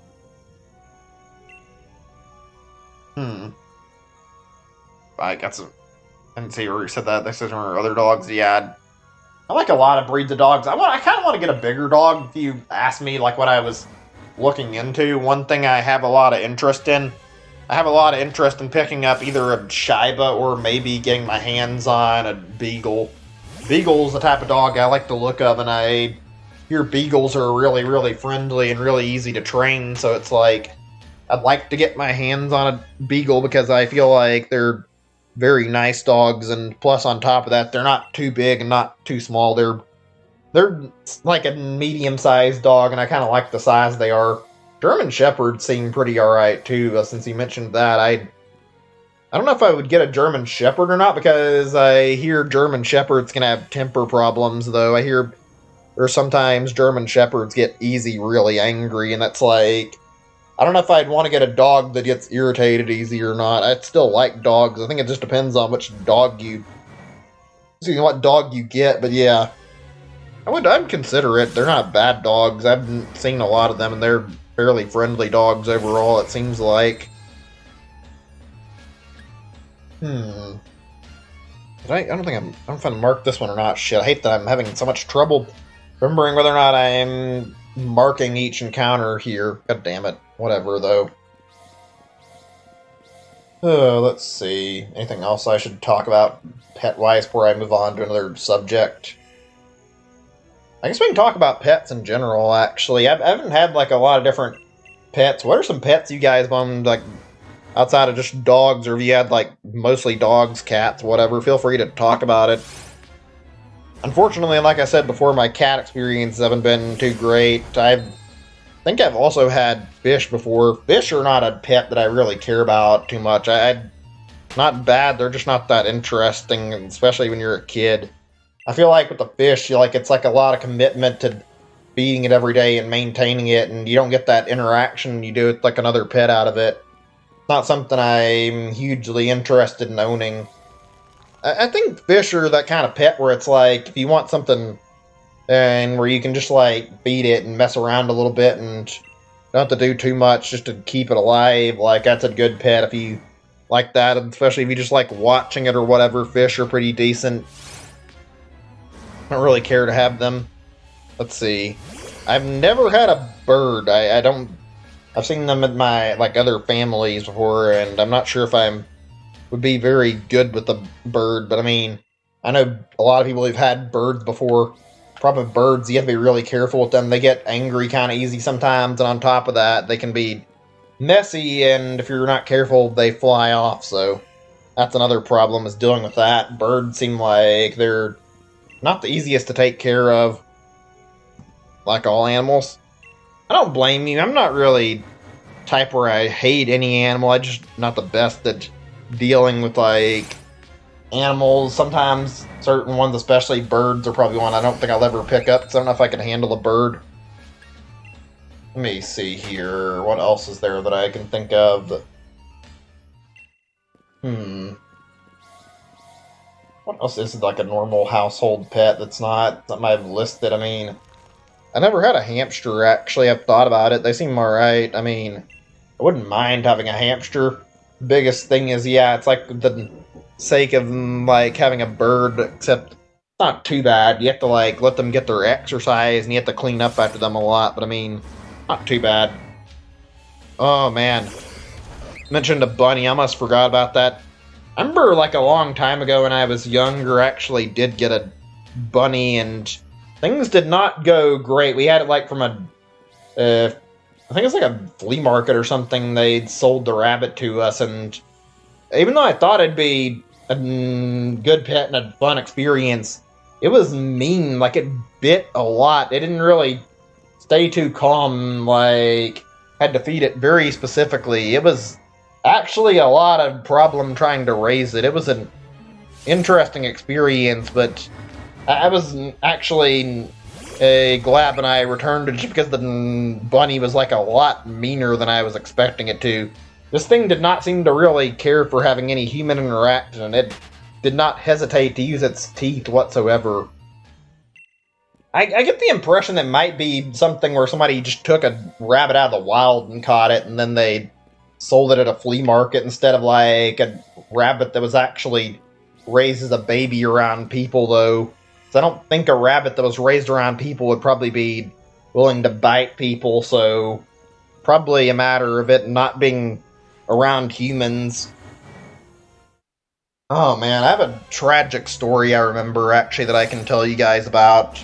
I hate remembering it, but like, I think I've mentioned it where my parents, like, we used to have like a lot of fires they would start up for burning stuff. I don't feel like this is like a great thing they did. It wasn't really helpful. I didn't really care about it. I didn't want to burn stuff. They did for getting rid of trash, and like, this happened like quite a bit. Like, one time they did this, they got like a large portion of our pasture and like a large bit around our house like caught on fire. Had to put the fire out. It was really, really bad. It was like spreading everywhere and burned up like a good chunk of like the grass and stuff of the pastures. It had to get help from like neighbors, like putting the fire out. It was really bad. Like, we had quite a few people working to put the fire out completely, and I think some of the animals around like got hit by the fire and like burned up. It was really, really sad actually. Like, I remember looking out when we were trying to put the fire out, and like, one thing I saw was like a rabbit that had got burned up. I think it was like the mama rabbit that might have been burned up, and like, you could see like a bunch of little baby rabbits that were burned too. A lot of them were like pretty much dead. They've been burned and they couldn't move. It was really, really sad. There was like a little tiny rabbit that I remember seeing on the ground, like a little baby that we found, and I tried to like help it and like get it back to like where it could feel better and like move around on its own, but I think the poor thing was like covered in like 3rd-degree burns. We didn't have like any bottle to feed it from for like milk or anything, and looked like it was suffering. Little baby rabbit was just like burning. Poor little baby couldn't move a muscle, and brought in to try and take care of it. I think we took it back out so we couldn't, like, feed it or do anything with it. Oh, god damn it. Is the string dying? I'm seeing weird problems from YouTube. Okay, no, it looked like it was having problems, though, because I seen the no data or whatever warning, even though I had been doing things. I don't know, but, like, yeah. Like I was saying, tried to take care of it and, like, help it, and poor little rabbit just was, like, stuck without being able to move and just, like, looked like he was in pain.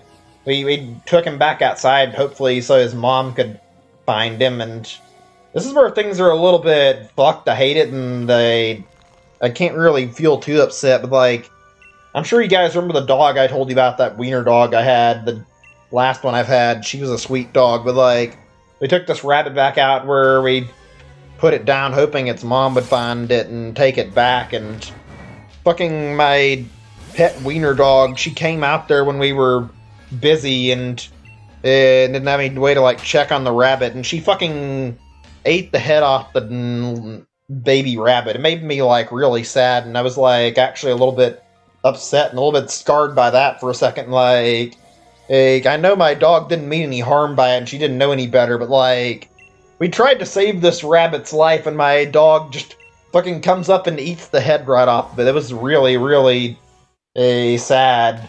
This little rabbit was, like, probably scared half to death, not knowing what to expect, and probably wasn't going to make it in the first place. And then my dog just kills it off even sooner. Ugh, made me sad watching that. That was a hard experience to watch and go through. I didn't see the dog do it, but I mean, we could see what happened because we saw the rabbit, and then we saw the fucking head bit off bit where my dog had done it. It was really, really bad. It was sad. I couldn't be mad at her because my dog wasn't trying to be bad and trying to upset us or anything. She just didn't know any better. She was really bad about the way she tried to play with other animals too. Like, I hate to say it, but, like, I wasn't paying enough attention to what I was doing. Whatever, I'm just gonna not count it then. But, like, when we had kittens before around our place that were, like, born, there were a lot of times where she'd play with them and she didn't know what she was doing and played with them too rough. And there were some really awful moments where I saw, like, I hate to say it, I saw her like, carrying a baby kitten head around where she pulled it off because she was playing too hard with them and killed them. It's like, she didn't realize how strong she was, and that she was playing with a kitten that was, like, significantly weaker than she was. I know eventually she got better about it and learned, but it was a little bit awful seeing a cat dead because she fucking tore the head off. She wasn't able to realize that she was bigger than the cats and hurting them. Oh man, that was a rough thing to see, frankly. She did get better about this, though. Like, I remember she got older and it stopped happening, and on top of that, like, she was a really gentle dog. She played with the cats quite a bit, and when she got older, like, she learned to play more gentle with them. I think she really wanted to have, like, puppies of her own, and she never got to have the opportunity to. Made me a little bit upset, too, because, like, my parents, like, they didn't want her to have any puppies, and she seemed like she wanted to have babies because she would always interact with the kittens and even act kind of motherly around some of the kittens when she got older. Really, really sweet dog. A really great pet, too. I loved that dog quite a bit, even though she did get into a lot of mischief and cause some problems every now and then. She was a good dog overall.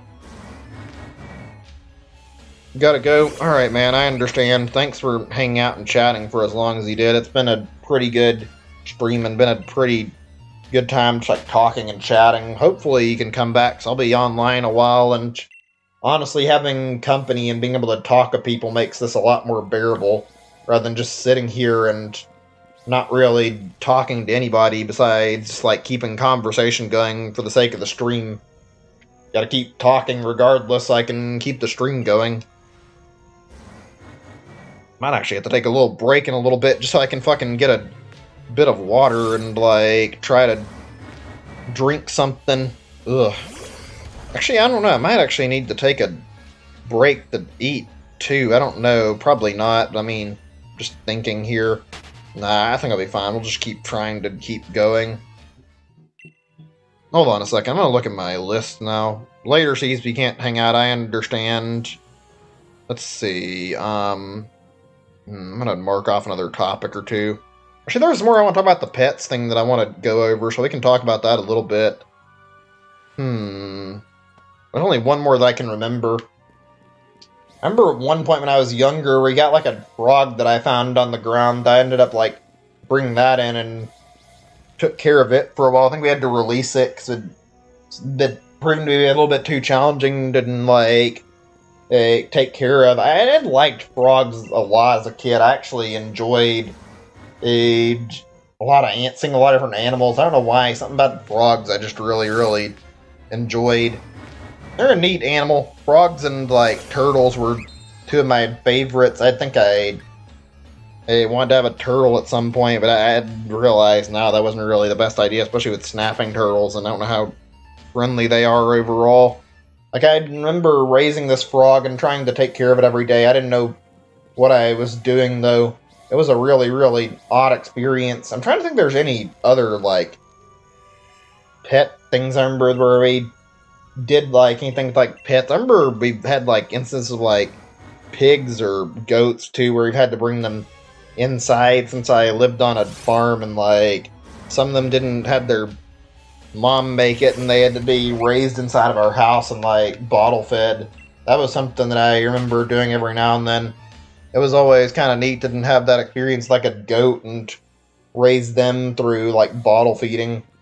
I actually enjoyed having, like, little goats around that I could interact with, although not a lot of goats that I had been around were, like, super tame. They'd always run away, and they were just around for food and, like, water and whatnot. They'd come out when they knew they got food, mostly. Not as tame as you'd expect them to be, basically. Not that it's surprising. They happen to be really good for, like, taming, though. They're really calm animals. Oh, man, let's see.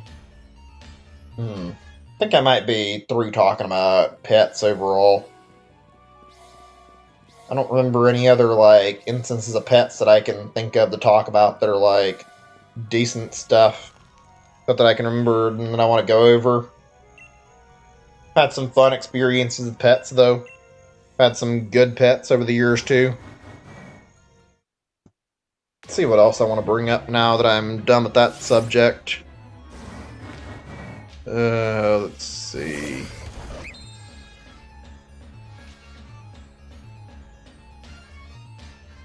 I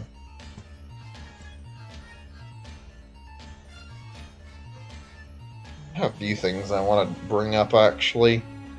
We'll see what I'm in the mood to discuss now. Give me a second. I'm just checking on, like, something on my thing here. Okay. Here's another thing for talking about for a little bit. It may not be the most interesting thing.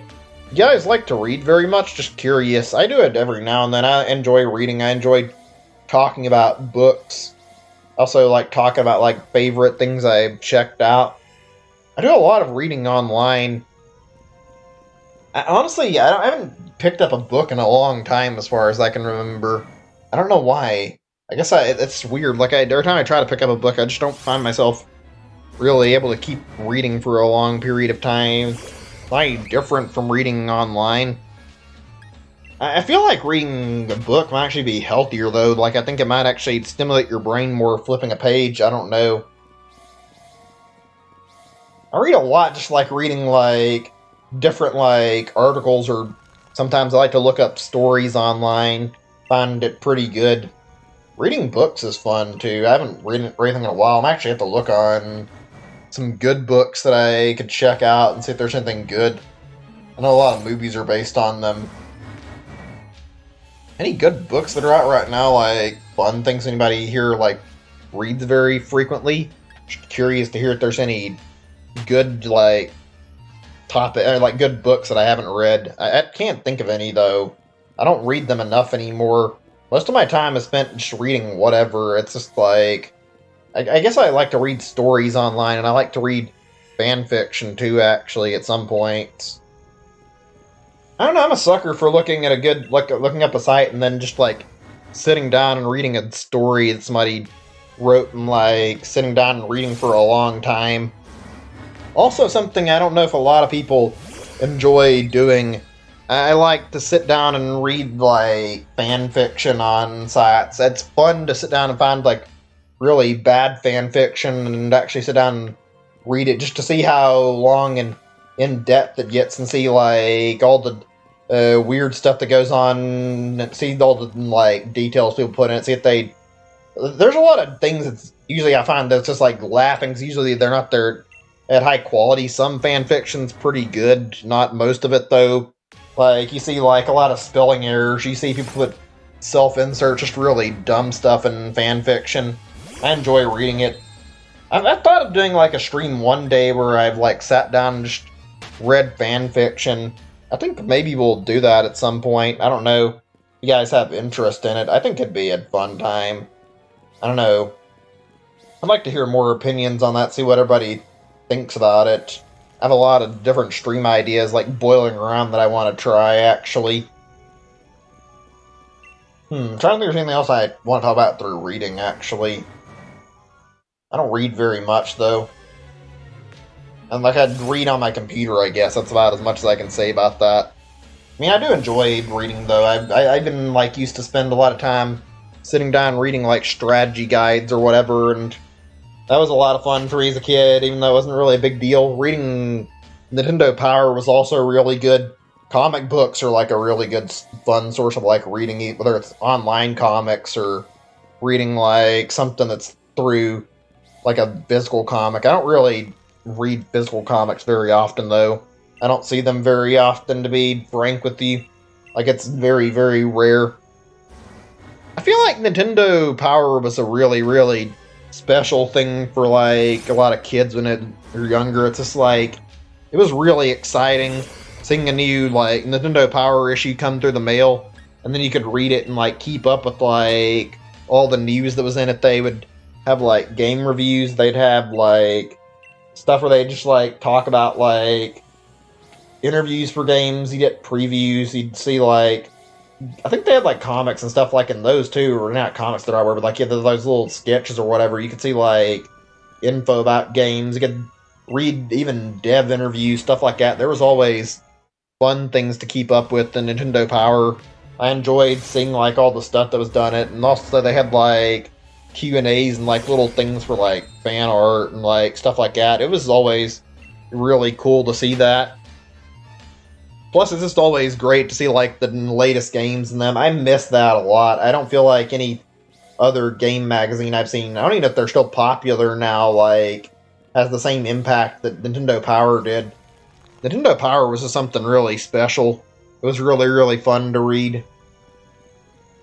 I still miss Nintendo Power. I remember when it went out of, like, what's the right word for it? It went out and, like, they stopped making them. I missed seeing that quite a bit. I don't remember what year it was and, like, what issue, but I remember getting my last issue of it and being really, really saddened by that. Oh, man. It's not really the end of the world. It was just a really, really good time. Actually, I remember, like, hearing about, like, back in the day, before I even, like, started reading it, like, how a lot of people would use Nintendo Power to read up on, like, games, and they'd use it for, like, guides, because they would keep a lot of guides in the Nintendo Powers, and you'd have to use that to find out about, like, certain stuff you wanted to progress in games. They'd leave tips in them. Your other option was, like, using, like, a Nintendo hotline or whatever. This is all before they started making, like, their own strategy guides that you could buy off of, like, I think they offered them, like, over the phone, or offered them, or you could buy them in the store, or just, like, get them through, like, the magazine you'd find them. That must have been a hell of a time. I'm glad I didn't have to put up with that too much. It was, like, not a problem most of the time, but yeah, there were issues where sometimes when I was younger, I had to deal with, like, not having any idea where I'm going in a game, and then struggling to figure it out, hoping I had the strategy guide for it. I haven't used a strategy guide in a long time, for good reason, though. I mean, nowadays, why would you, when you can just look up what you want to find on YouTube, and then you'll have, like, your answer to what you're looking up. There's no reason anymore. Honestly, it's probably for the better, though. Nowadays, you can find info, like, significantly easier. You guys ever own any strategy guides out of curiosity? If not, no big deal, just curious. Just wanting to discuss stuff, wanting to talk about whatever. Did I ever link this on my Discord? Shit, I don't know if I did. Maybe link this. I forgot. Let me take care of that. I don't know if it's going to matter at this point, but, like, might as well. Let's see. Trying to think there's anything else I want to bring up about this whole Nintendo Power and... Oh, wait, actually, you know what? Talk about the hotline thing. I don't really use those very often. I can imagine that must have been a very, very rough time. I didn't need help, and even before, I guess, the Nintendo Power Hotline, I had to fucking use a phone line and, like, call in if you needed help. I could only imagine being forced to pay, like, just to be on the phone for a little bit and try to get help going through a game. That must have been a very, very rough experience, like, as a kid, wasting your time and spending money trying to get help on a video game. I bet it made a lot of parents angry, too. I don't think I ever had to deal with that as a kid. I don't remember ever dialing any Nintendo hotline or anything. Okay, yeah, I think I'm done with that topic for real now, though. I don't see anything else I wanted to bring up regarding that. Let's see, what else is there that I want to bring up?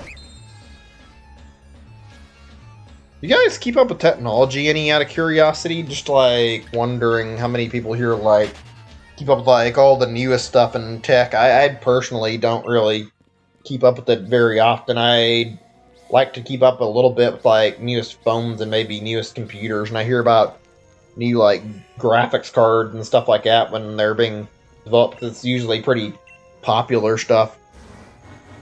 I don't keep up with it very often, mostly just, like, I guess, new consoles and stuff. Let's see.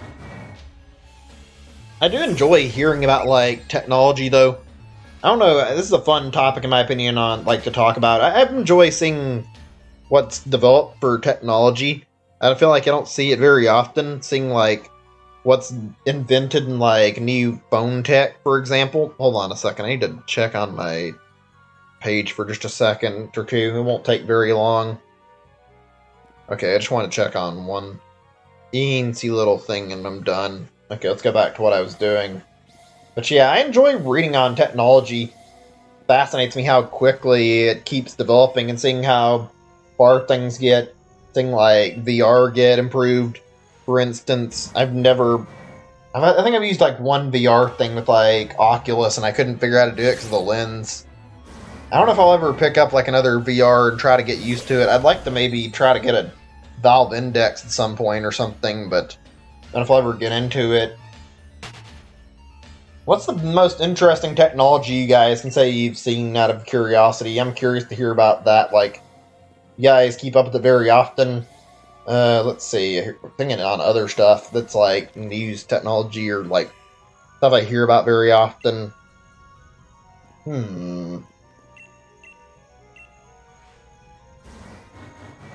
I just remember, like, smartphones made, like, a lot of, like, the news, and they were very popular when they were brand new.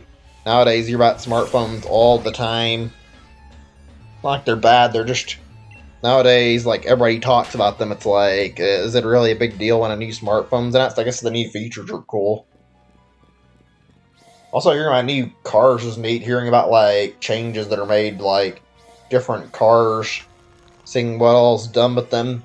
I know Elon Musk has been making a lot of cars for, like, Tesla stuff or whatever. I wonder what else, like, new invention-wise that nobody's, like, brought up, because I can't think of anything. I know there's, like, new stuff all the time, and I don't really keep up with it, like, a whole lot, but I know there's, like, a bunch of different stuff. Even game-wise, there's a lot, like... I say a lot, I don't know if that's the right word, but, like, seeing the Switch, it's a very, very interesting and very, very innovative piece of technology, I feel like, with the whole Joy-Con and hybrid console thing, they managed to make it fairly interesting. Thing I like about Nintendo, always creating new stuff, although sometimes they kind of innovate a little too much, frankly. Ugh, fuck. Excuse me. What all is the most interesting piece of technology in your guys' opinion? Like, anything, whether it's like phones, computers, whatever, or like game accessories, just anything you want to talk about, something you remember, something that's pretty easy to bring up and talk about. I like seeing like all the different game accessories that have been created over the years. Rumble Pack's kind of interesting to think about. That came around in the Nintendo 64. Also, there was, let's see, they did like memory cards. I don't know when the first memory cards for games were started. Maybe that was in 64. I'm not certain about that though. I don't think so. I'm sure early 3D graphics were a hell of an interesting thing to see the reaction to, since everybody was rushing to make their own different types of 3D graphics out there. Seeing like that must have been an eye-opening experience for the first time. I can imagine the transition to 3D in games must have been a really, really magical and interesting time, frankly. Seeing all these games in 2D and then they're all translating over to 3D for the first time. I remember like when I played like Mario and like Mario 64, it was definitely a weird experience for me for the first time.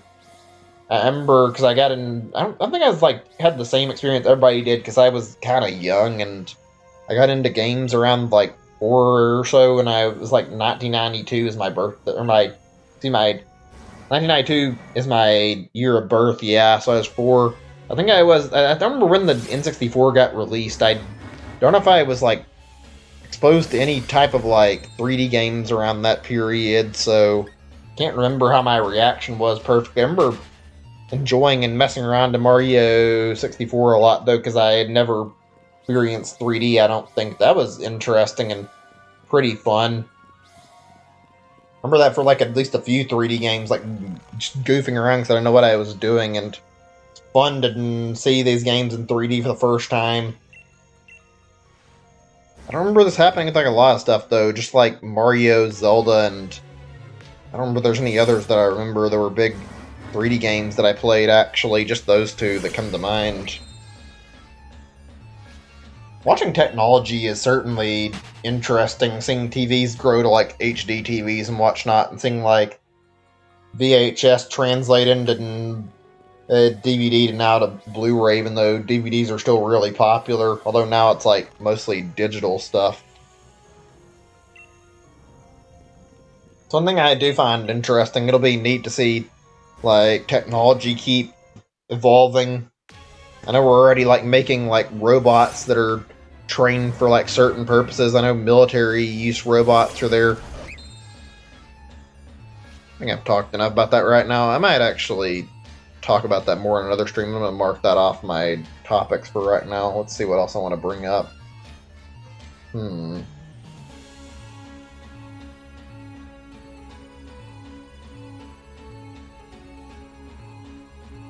Here's another topic, and one that's like seasonally good idea to talk about, something I feel like it's an interesting discussion.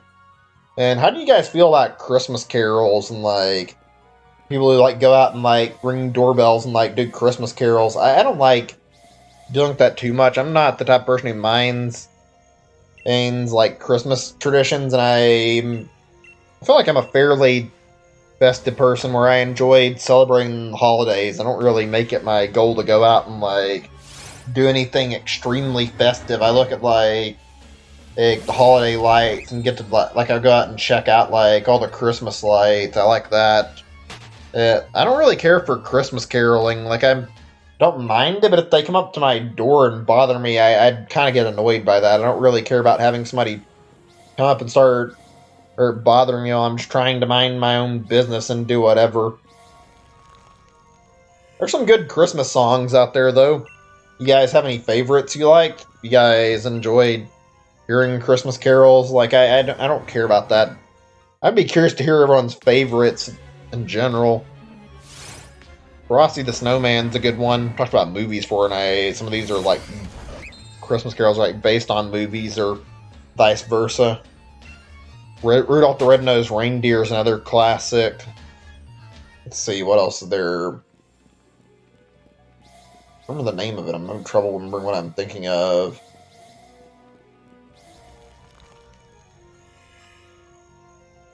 I can't remember the name of the one I'm thinking of right now, actually, shit, which is a little annoying when I forget all of a sudden.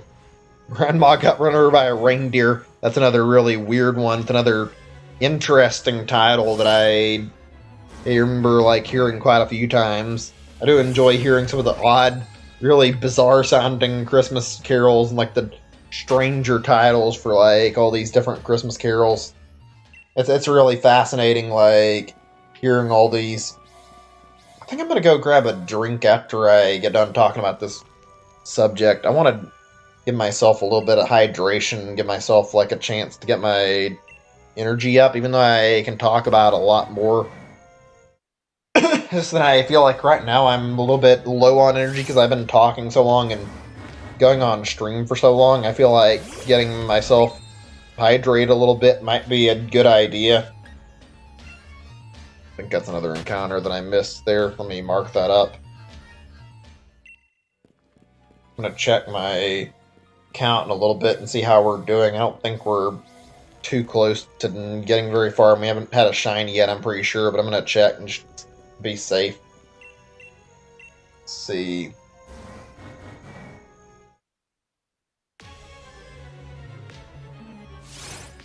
Jingle Bells is another classic. I almost forgot about that. One's good. That's another good Christmas carol.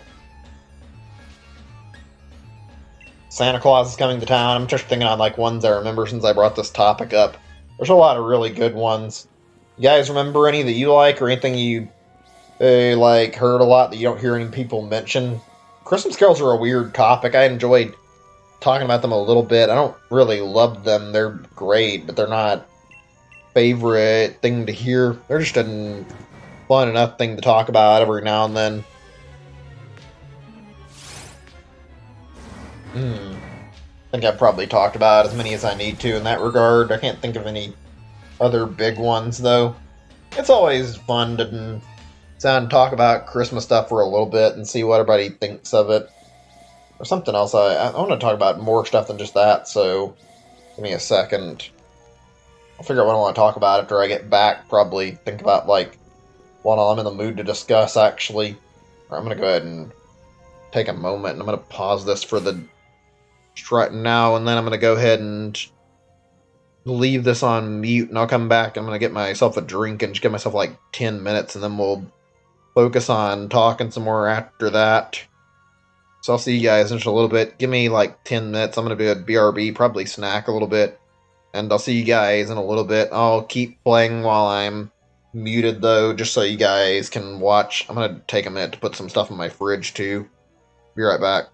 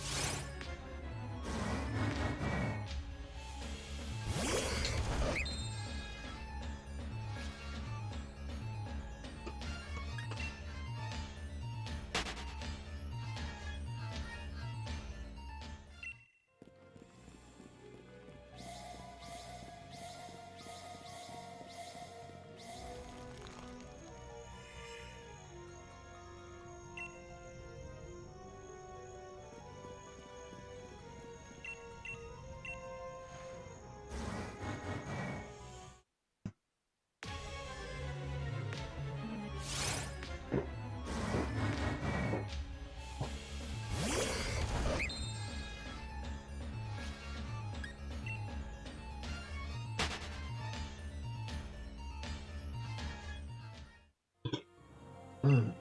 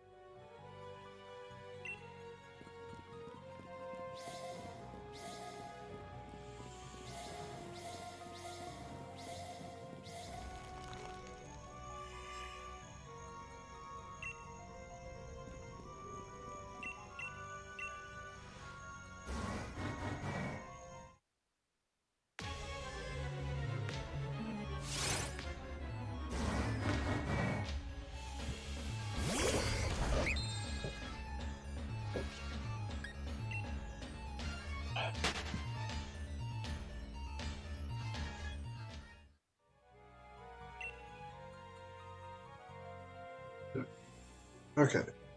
That was awfully quick then, not even staying around for a second.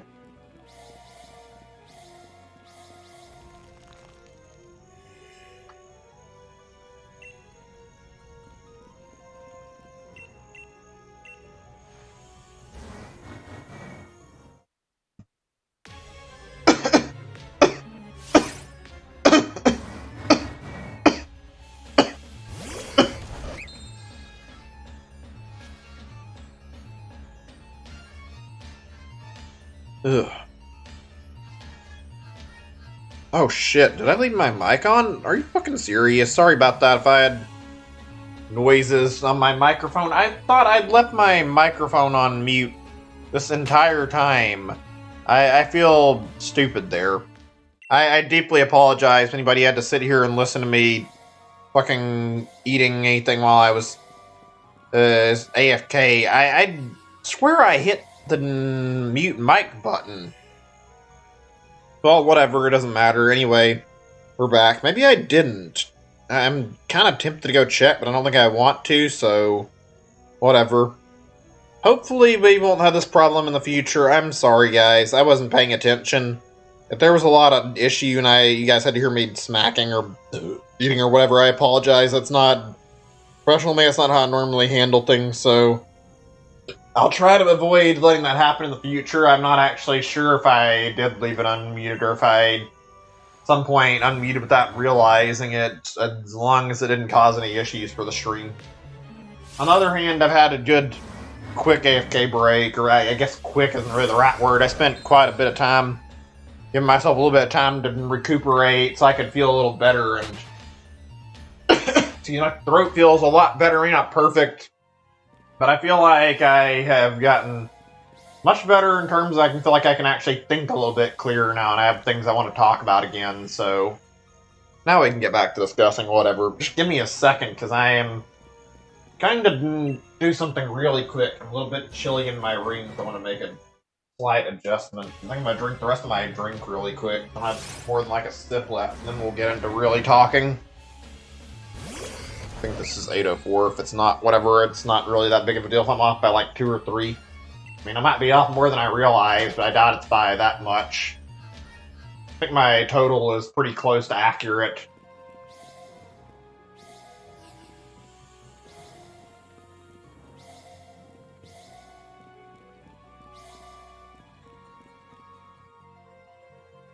Drinking Dr. Pepper, by the way. Just curious as if anybody wanted, or if anybody wants to know, excuse me, out of curiosity's sake, like, what do you guys usually like to drink? If you guys want to talk about that, if not, not a big deal. I drink a lot of water, personally. I used to drink soda a lot more. I drink it every now and then, but it's not as much now.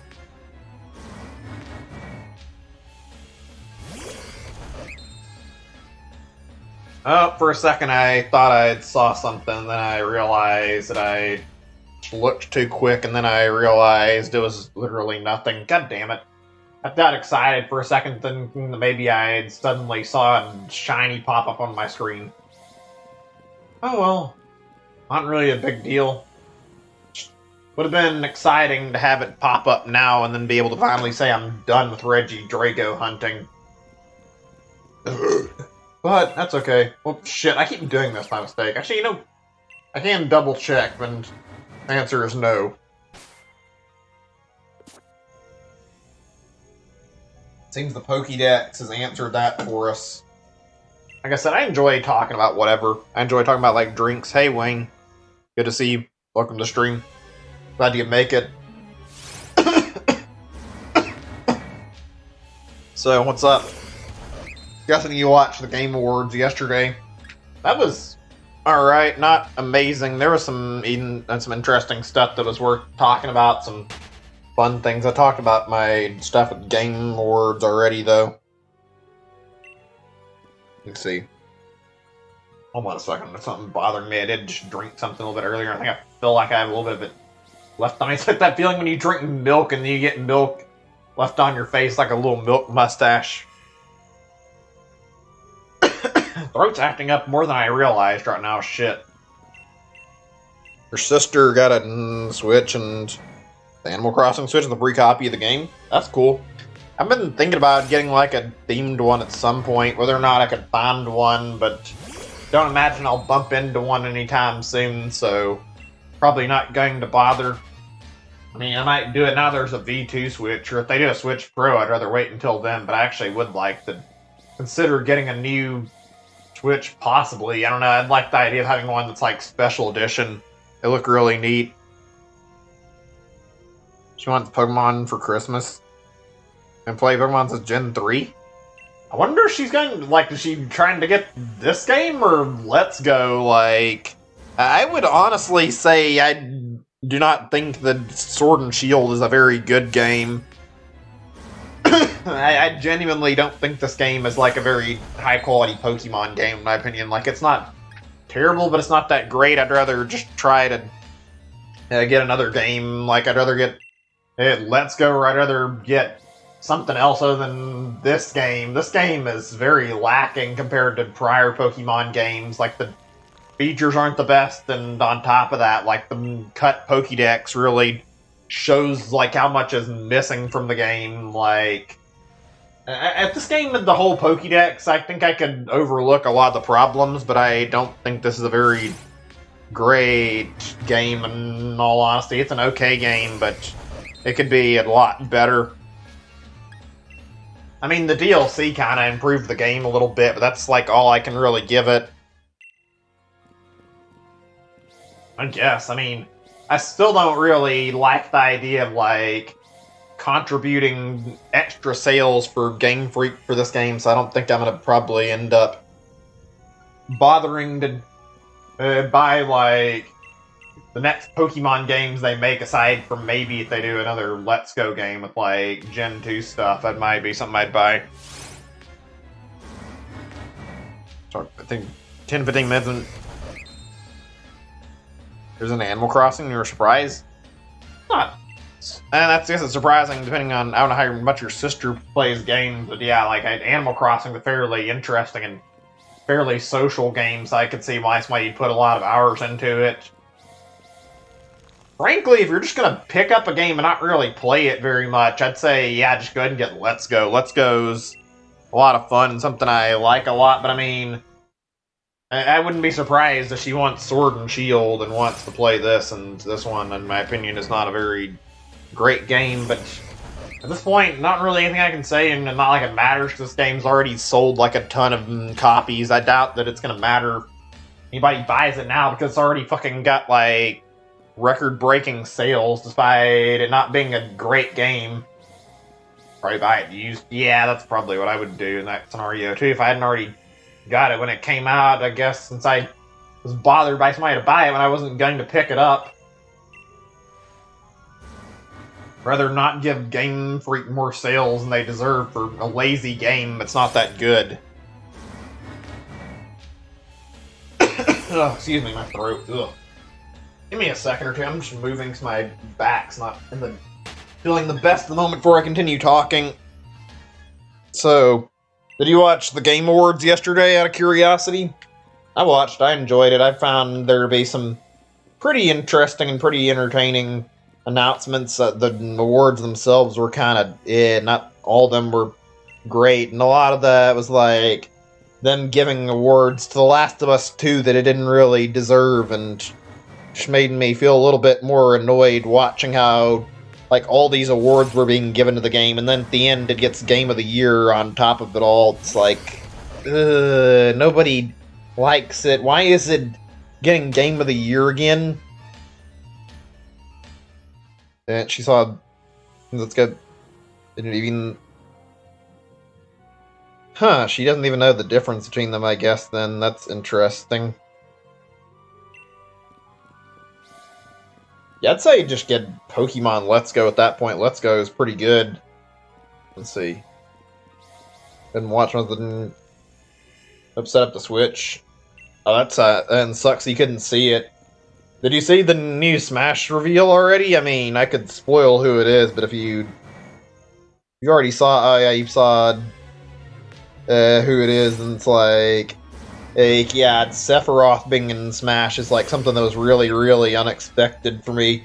That was a really, really weird announcement, and I like it, though. I like what they are doing with it, even though it's bizarre. I find that a little bit strange they chose to put him in terms of like all the characters they could pick, especially since it's another Final Fantasy character, and it's, for God's sake, it's another character from Final Fantasy VII. It's like, I don't know, it's really odd. Like, I like the way he looks, and I think he looks fun to play as, so it's like, I'm gonna put my feelings of how weird it is and how it makes me feel a little upset because I get the impression this may be like a just outright confirmation that Gino's not going to be able to get into Smash now. Like, I feel like if there was any chance for another Square fighter getting into Smash, then this is already it, and it was taken away, and that Sephiroth has stolen away a slot that Gino could have had, so yeah, I think we're not going to see Gino get into Smash now. It makes me sad. I mean, Sephiroth looks kind of cool, though. I do think it'll be an interesting time when it comes out. I want to play the DLC and check out how he plays. Either Casey Caldwell, I'm not sure you say that, but I said that right. Welcome to the stream. Also, thank you. I've been trying this for a while. Have not had any luck yet, but we've only been at this so many times, so I can't really complain yet. We haven't gotten over odds, so still in the early parts of this. Let me see. You're wasted. Yeah, I don't really disagree with you on some of the way they've handled the DLC. Byleth in particular is one of those characters where it's like, who actually asked for Byleth? Honestly, like, all I see is like a select group of like hardcore Fire Emblem fans that wanted Byleth in. I don't know anybody who actually cared about having Byleth in the game. It's like, that was absolutely a complete waste of a character slot.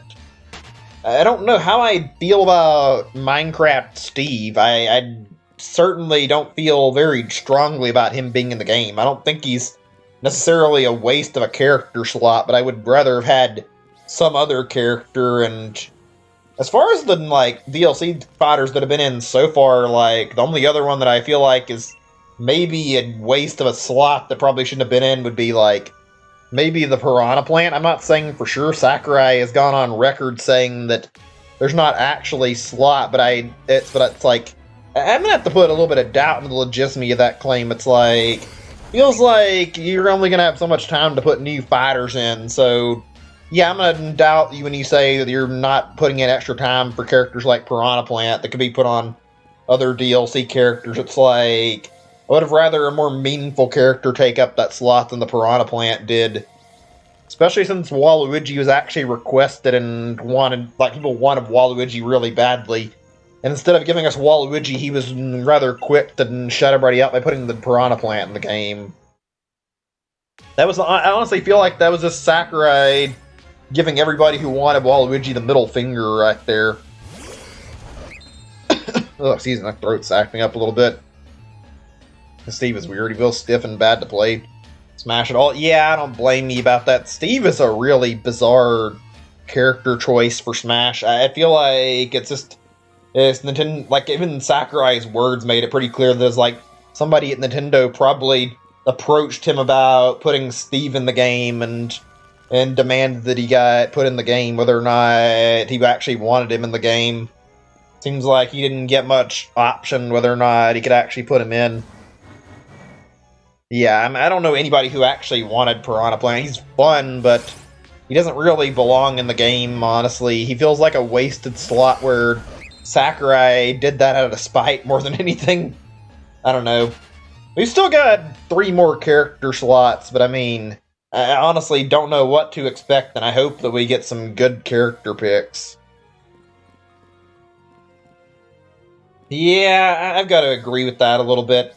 I feel like Sephiroth was like a really odd pick. I don't hate him. In fact, I'm probably going to play him, and I think he looks fun, but Sephiroth is the kind of character where I think most people were satisfied just getting Cloud in the game, and then once they added Sephiroth, it's like, did we really need Sephiroth in the game? Like, most people who wanted Sephiroth were doing it for, like, meme pics and not actually expecting him to get in the game. So, what was the purpose of actually asking for Sephiroth and, like, then adding him? It's like, nobody really wanted Sephiroth in the game that badly. Maybe, like, a few 12-year-olds out there that played... Whoops, I accidentally left the fucking loading zone because I wasn't paying attention. Whatever, we'll just go back inside. Like, yeah, I don't know anybody who actually wanted Sephiroth to be in the game. Oh my god, I need to shut up for just a second until I get back inside. Okay, there we go. That's better. Let's try this again. But yeah, I don't feel like he had that much demand. I have low hopes, actually. Or odd. Badged odd. Yeah, I can kind of agree with this, considering the fact that this Fighter Pass has had kind of weird picks compared to the first one. Like, Minecraft Steve is really strange, even though I get the impression that he may have been intended for Fighter Pass 1. And then, like, Min Min, it's like, okay, this is a good choice and all, but you could have done this at any point, and I feel like starting it with the second Fighter Pass may have been one of the worst opportunities. I feel like it caused people to be really bored and uninterested in Smash when they did that, because it's like, we've already seen all these characters get added, and seem like a bunch of cool third parties, and your start to the Fighter Pass, it's like, it's Min Min? I don't know, it's like, you should have started on a high note with the third party, in my opinion, but whatever. I feel like even as like the last character on the Fighter Pass 1, Min Min would have been a good choice, because then, even if it wasn't their first party character, it'd be a little bit harder to complain when the first party character would have been a character who's like from a new IP and somebody who's actually fairly unique considering it's representing ARMS, and ARMS is one of the more creative looking new IPs Nintendo's pumped out in recent years, so I honestly feel like it would have been a decent way to end the Fighter Pass if they decided to do that. I don't know. It's weird. Ever since like Fighter Pass 1's final character, there have been some really strange decisions on how they put in the next new characters. I hope the next character's good, but I'm not really getting my hopes up about it being something amazing. Like I said, I don't have anything against Sephiroth, but I also feel like, yeah, he is a really, really strange character pick when you really look at all the other options. I almost feel like the reason we haven't got Geno in Smash, and I'm sure I'm probably right, is that Square Enix is like really quick to completely bury any characters they don't want to use, and doesn't matter how much Nintendo or Sakurai asked them to put Geno in Smash, they're just not going to do it, so I don't think we're going to get Geno. I think Geno is just going to be screwed over again, and we may never see Geno get into Smash at this point. I think if there was any chance that they were asked about Geno, they gave Sakurai the middle finger and just made him put in Sephiroth instead at this point. Like, I feel like if Geno was coming, he may have been added to the game by now. I don't think we're going to get him, unfortunately.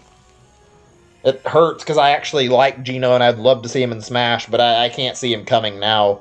I think they're going to stick to the rule of, like, one character per third party per, like, a Fighter Pass or whatever, so it makes sense if Sephiroth's the only one who's going to get in from Square Enix. Hope the next few are good at least. I mean, maybe there's still hope they can put Waluigi in. I think Waluigi deserves it, and frankly, it'd be a good way to end the Fighter Pass too if they decided to, but I don't have any hope about that anymore. I think Waluigi's just not got any chance since don't seem like they're interested in promoting him from a assist trophy into an actual fighter. He deserves it because he's, like, earned it at this point. A lot of people are quick to shit on Waluigi, but it's like, Waluigi's been in, like, so many spin-off games. He has a pretty clear and cut, like, personality. There's enough stuff to draw from to make, like, an actual moveset out of. He's a very, very big addition from the Mario roster that's, like, missing by now. It would be a perfect time to add him in. Instead, they're still making fun of him and leaving him as an assist trophy. I don't know if they're ever going to put him in Smash.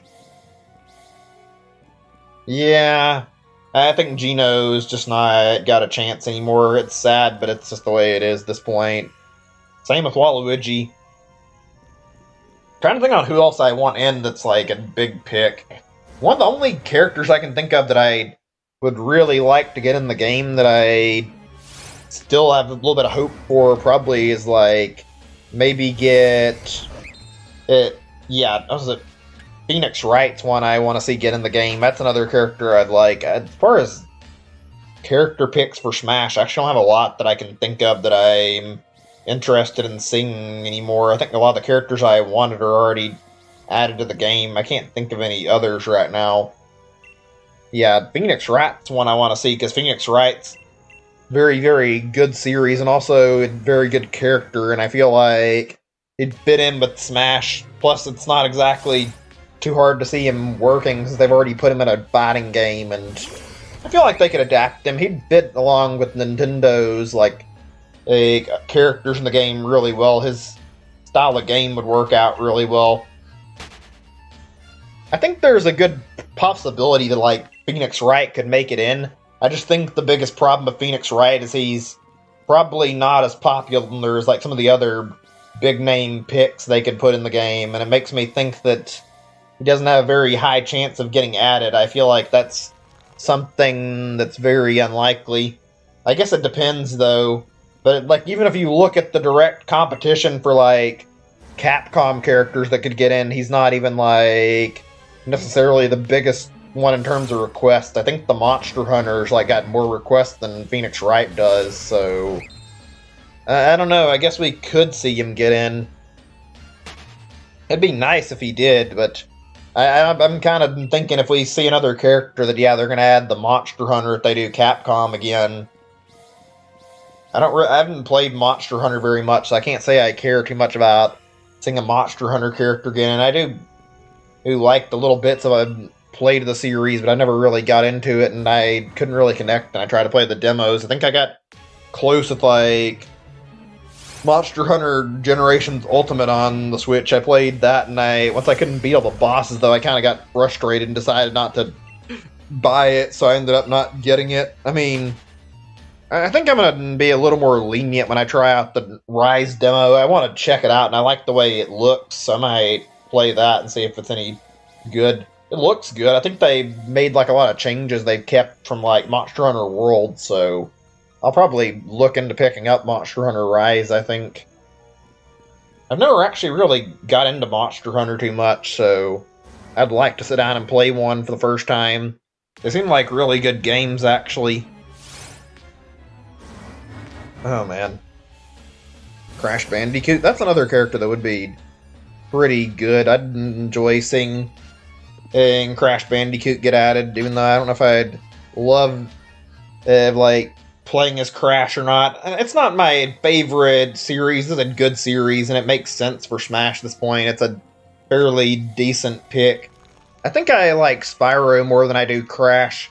I don't think Spyro's got a chance at Smash, though. I think Spyro, as good as it is like, lesser in popularity, and probably fairly less likely to get into Smash than Crash would be. Like, Crash is just a perfect fit. He's got the whole thing of basically being a previous, like, mascot for Sony, so it's like, he'd fit in with the theming pretty well.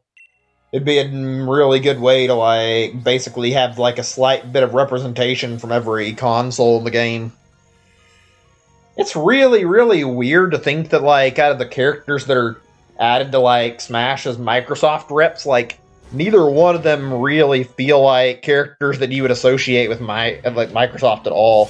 You look at the characters, and the characters that are added from Microsoft are Minecraft Steve and also, like, Banjo-Kazooie. It's like, Banjo is practically an old Nintendo character, even though he's Microsoft property. It's like, we all know Banjo was started on Nintendo, and that Banjo is, like, most people have their fond memories of playing Banjo games on Nintendo 64. It's like, I don't know anybody. Actually, shit, I counted that a little too early. Usually count them when I get the statue, so I don't end up mixing it up and then forgetting if I counted it or not. But, like, yeah, like I was saying, most people play Banjo when it's on Nintendo 64, so it's like, most people associate it with playing it on Nintendo, so it's like, yeah, I don't feel like anybody really counts him as a big Microsoft character, even though he technically is Microsoft's property. Let's see. The characters they play. Yeah, I think Steve is one of those characters who seems to have a little bit of a learning curve, and people shy away from playing him because he's not that easy. So, yeah, I'd expect not that many people play him. If we're talking about Banjo or not, I don't say Banjo because I think Banjo's just lower on the popularity scale, even though he's pretty fun. I see him every now and then, though. Also, like, let's see, who else was I talking about? I mentioned Banjo and Steve. Those things I was thinking of. Never mind. Or whatever. Actually, yeah, I guess I don't say those two too often. Steve, it's just like he's not the most popular, to be honest, though. Who do I main right now? I have a lot of characters that I play as that I like to switch it up, and honestly, it's mostly been me switching my main depending on like who I'm trying to get into Elite Smash. Like I played quite a bit on Quick Play, and when I get a character through Elite and then I win like another match, like one more match with them while they're in Elite, I end up retiring that character from playing in Quick Play, so I end up switching to another character. Right now, I've been trying to go back to playing K. Rool since I played him during like the launch of the game for a while and didn't really stick to playing him a whole lot to get into Elite Smash. And I've got to say, playing K. Rool now, it's a lot harder to get back into playing him. It's not as easy, and it feels like he's a little sluggish and hard to use. K. Rool is fun, but he gets bodied a lot online, and I'm not very good at him anymore. It feels like I'm trying to like readjust to playing him. Let's see, who else is there that I also enjoy playing, actually?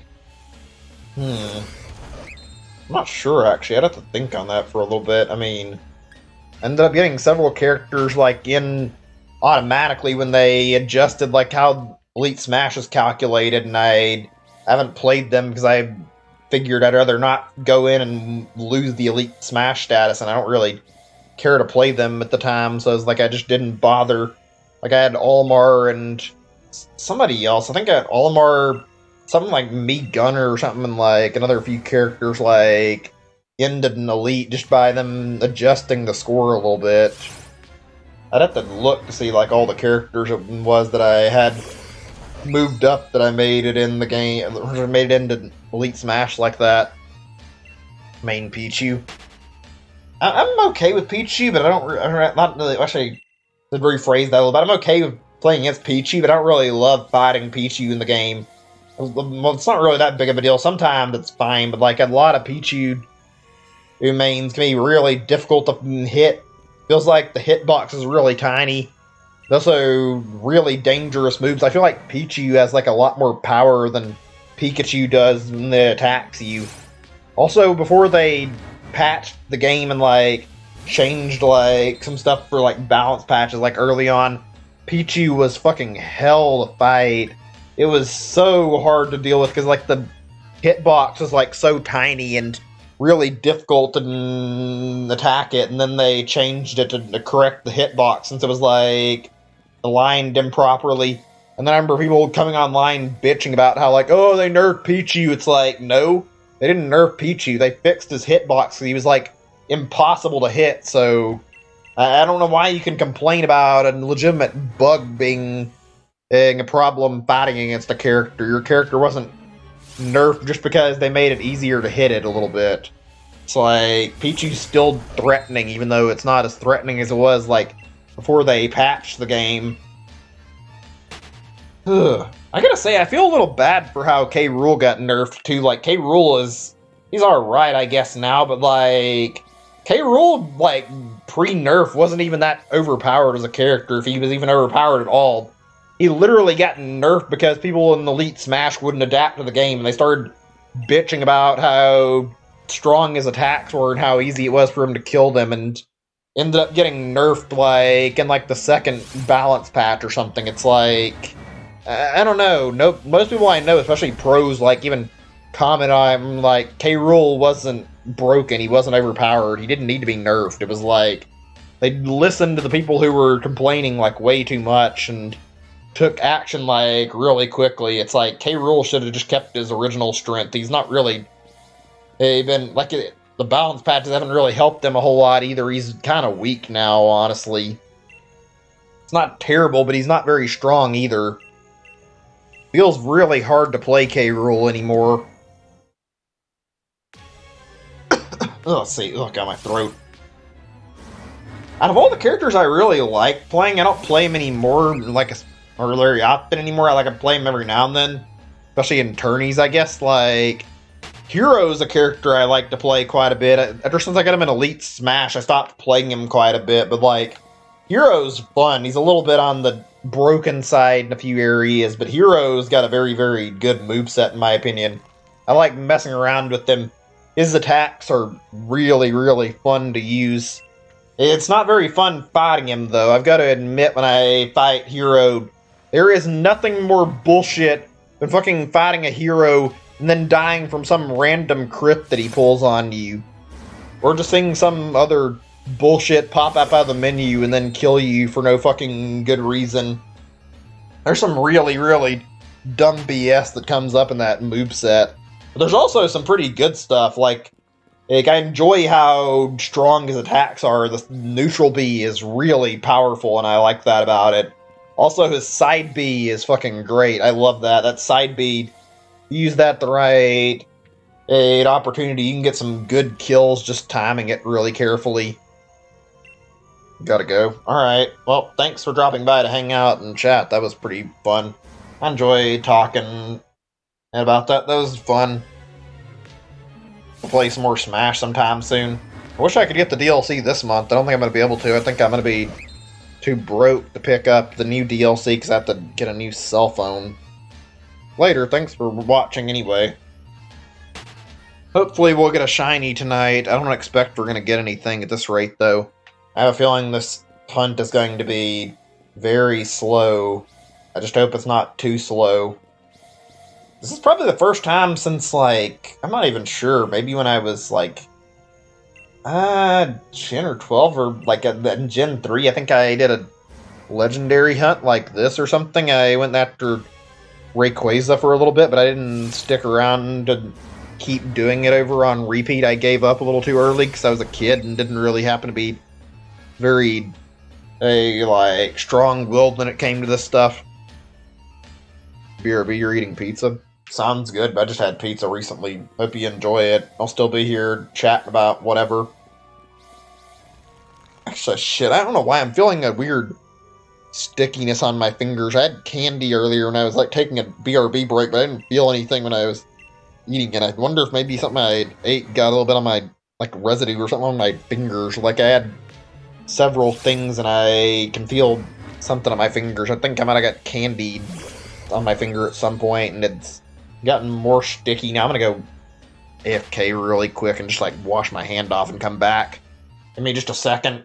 I don't know, it might just be me. Sometimes I feel like I have weird sticky feeling in my fingers when I don't actually have anything there at all. It's just a weird feeling that comes up sometimes. I fucking hate when I feel that, though. I'll be back in a second.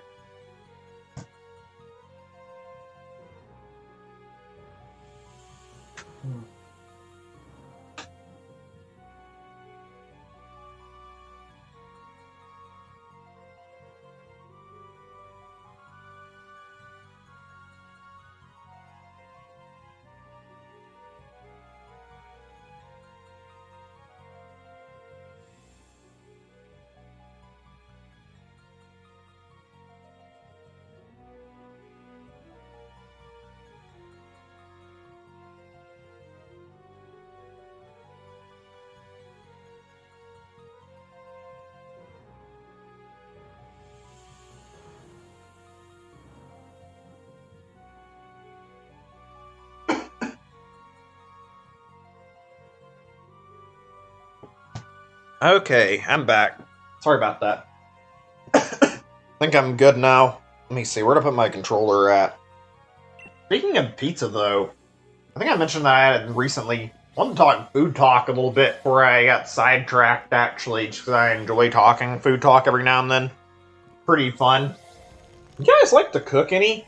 I enjoy cooking. I don't do it very often. I think I had a discussion with this on somebody on the stream yesterday for a little bit. It was a little about cooking, mostly we were talking about cleaning stuff, which maybe we can do that in a little bit and talk more about that, since I wouldn't mind going back to that discussion. But you guys like to cook? I'm not really big on it. I mean, it's fun. I try to cook when I get a chance to. Cook, like, home-cooked food can be really goddamn good. I enjoy cooking whatever I'm in the mood for. I'd like to cook a different amount, like, different dishes and cook whatever I'm in the mood for. Unfortunately, I don't have, like, a lot of recipes that I cooked before. I only cook, like, so many different things, but it's very fun to cook, in my opinion. I have enjoyed it, like, times I do. I think a lot of the time or at least like in the past, I used to cook a lot of burgers for myself, and home-cooked burgers are really goddamn good. I enjoy eating those a lot. Always tasted really great. Also, I cooked chicken a lot in my oven. I ended up really, really enjoying it. Got like certain spices. Why I say it like that? Excuse me, spices, and I would like season it, and it was always good. Use whatever on it, be lemon pepper. I think I got to the point where I started using cayenne pepper on it. That's pretty good. It makes some tasty chicken, to say the least. Reminds me a little bit of the Popeyes chicken. It's good, honestly, really good. Also enjoy cooking fish. What else have I cooked? If there's anything else I can remember. Oh, pork chops. I have mostly cooked like meat stuff. I haven't cooked a whole lot of things, unfortunately. I've cooked like what I can, but I haven't had like a whole bunch of different things. Part of my problem with cooking is that I hate cleaning dishes, though. I cannot clean dishes very well, so I prefer not to cook very often. I use my dishwasher for that all the time. I mean, I can clean plates okay, usually, and cleaning a thing like what's the right word for it?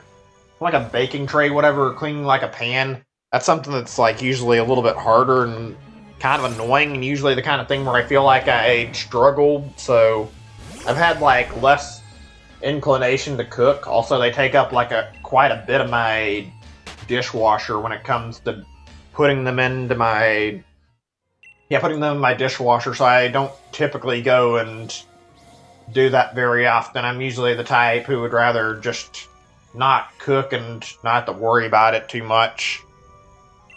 I wanted to experiment with more recipes. There's a lot of good-looking stuff. I enjoy watching, like, all sorts of, like, cooking stuff on YouTube or watching wherever and seeing recipes. There's some stuff that I think would be really good that I've never cooked. Oh, another one I cooked before that's pretty good. I've had, like, homemade chicken nuggets that I've cooked following a recipe. Those are great. Those are the kind of thing that I enjoy making every now and then. Those are pretty good. Oops, shit, I hit the wrong button. I wasn't paying attention where my thing was at. There we go.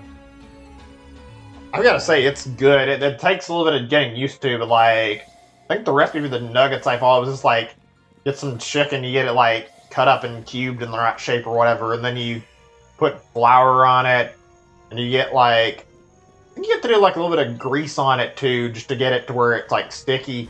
And you like roll it around in like potato chips to like coat it for like a little crust, and then you fry it in your frying pan. I think it turns out really, really good most of the time. I've had it quite a few times. Makes some good chicken nuggets, in my opinion. Not the best I've had. They're just pretty tasty for home cooked chicken nuggets. I don't think I've ever really cooked like breakfast food. I'd like to do that more. Maybe I'll try that next time I get some stuff. Get like just some sausages or bacon or whatever and cook that. I've never really cooked any eggs either. I remember looking at a video about eggs actually, and like somebody had like a video about like cooking eggs. I think they went over every method of cooking eggs. There were like 90 different methods or something to cook eggs in. That's a lot of different ways you can cook one type of food. Same with chicken. Oh man. I could eat, like I said, I think since it's on this stream, I could eat chicken every single day, probably, because you can cook it in so many different ways. I don't think I'd get sick of it. It's good food. You can cook it in multiple ways, and you get a different taste out of it, because you're taking it and cooking it a different way. I haven't had any chicken in a while, at least not like... Well, actually, wait a second. I don't really think I've had any chicken for a while, at least not like proper good chicken from anything that's like more than a TV dinner, so I have to cook some chicken for myself in the near future. What's your guys' favorite, like, food to eat? What's your favorite, like, thing you like to cook out of curiosity? yeah, excuse me, why am I having so much trouble speaking right now? Just wondering what everyone thought about that's what I was meaning to say, and then I got tongue-tied. Also, while we're on that topic, do you guys watch, like, cooking shows any? I'm just curious. Not really a big deal. Just wanted to hear if anybody watches that stuff, or if not.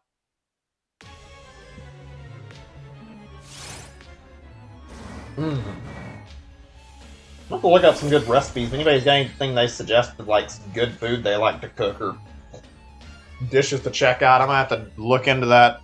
I want to try cooking something like, I think I've mentioned it, the squid ink pasta. That sounds like that'd be pretty good if I could get the right stuff together and try cooking it. Also, try cooking chicken parmesan. I've had it from TV dinners and it's pretty good. I'd like to try making it on my own at some point. I don't know how exactly to cook it. I'd probably have to look it up and follow a step-by-step guide, but I think I'd like it.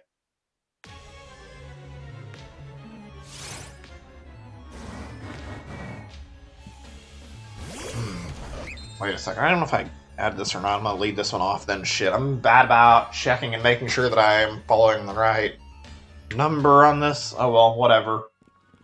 We're not really that far off either way. Wonder how much further we're going to need to go before we can get a shiny, though. We're getting kind of close to odds. We're not quite there, but we're approaching 1,000 right now. So we're going to be reaching it in terms of odds, like, really soon. Maybe not reaching the shiny.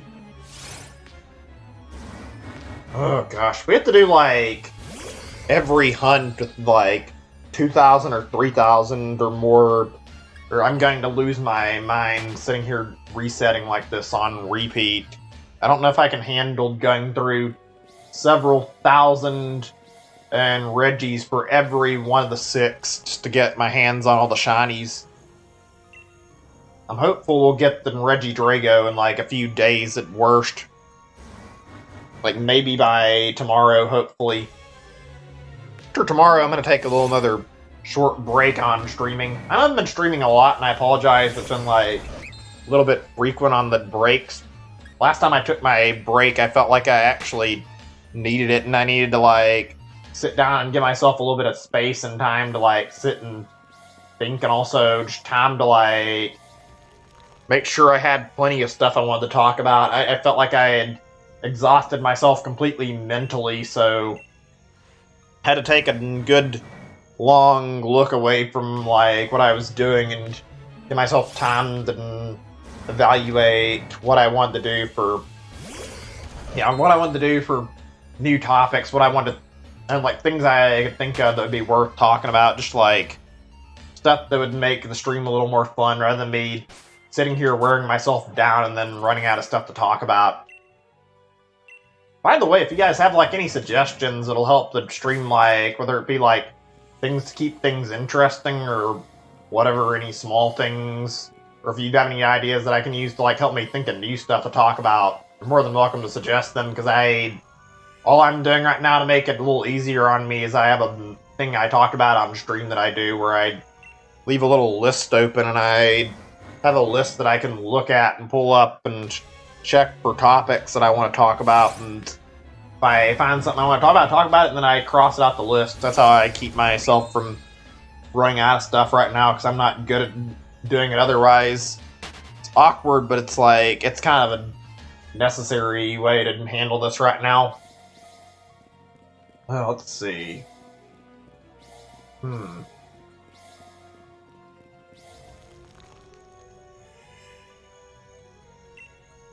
I guess I'm done talking about the cooking stuff for a little bit, unless I'm mistaken. I can't think of anything else I want to bring up for cooking, unless I misremembered. Hold on a second.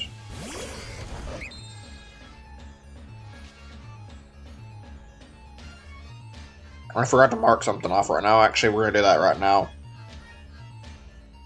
I'm going to do like one thing in my list here, too. Give me a second or two.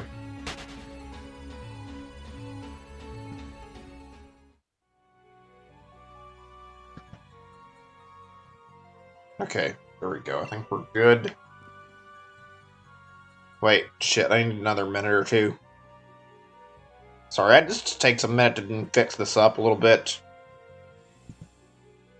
Okay, I think we're all good. Well, let's talk a little bit more on food, but I'm not talking cooking for just a moment. So, hold on a second before I continue. I'm just checking if there's anything else I wanted to bring up in this exact matter. You guys have any, like, particular foods you really like eating? Like, really good stuff? Hey, actually, I've been getting ramen recently for, like, eating this month because like I mentioned that I was saving up for a new phone and I have to, like, save, like, quite a bit of money together to pay for it. Getting a little bit sick of it just because I don't really love eating it every meal. How do you guys feel about that stuff? Do you guys eat that very often? Do you find it to be not worth it?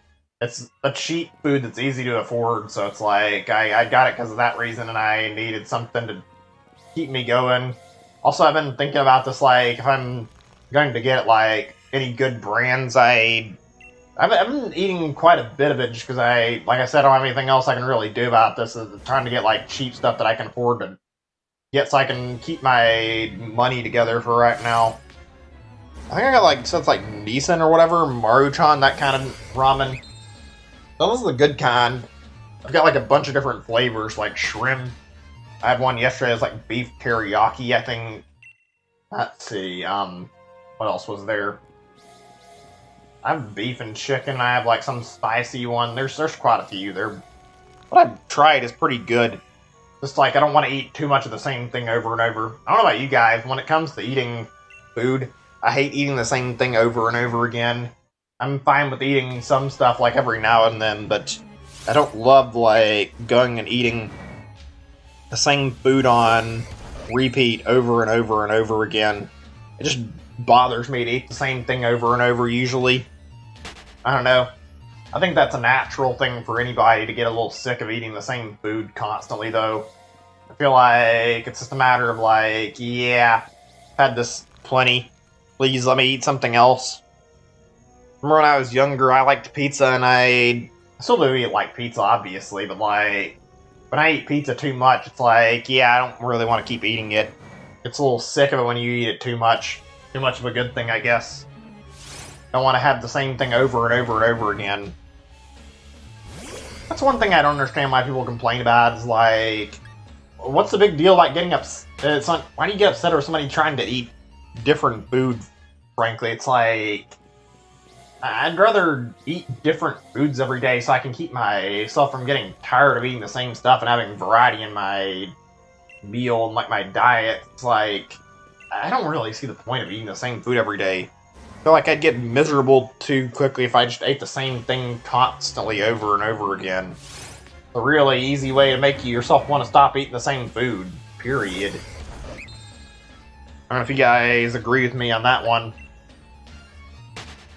Oh yeah, let's change the topic for a little bit. We can even talk about, like, foods. You guys have any, like, holiday traditions you do for, like, any holiday, whether it be Halloween, say 4th of July, or Christmas, Thanksgiving, anything you do, like, certain foods you always make? I think pumpkin pie is, like, a thing where it's, like, at Thanksgiving and Christmas usually you see it, especially at Thanksgiving. And in Christmas time, it's like, well, I don't know if there's, like, any big foods that are known for being Christmas things. I guess, like, holiday cookies, those are pretty good. Also, fruitcake. I'm not big on fruitcake. I've had it a few times. I don't mind it. I don't find it to be great in taste. It's not terrible. It's not really anything amazing, though. It's kind of, it's like, it's alright, I guess. I don't love it, though. I'm being honest, I feel like fruitcake's one of those things where it's like, I'm perfectly fine not eating it. I think I've had it, like, once or twice, and the taste is kind of just, overall.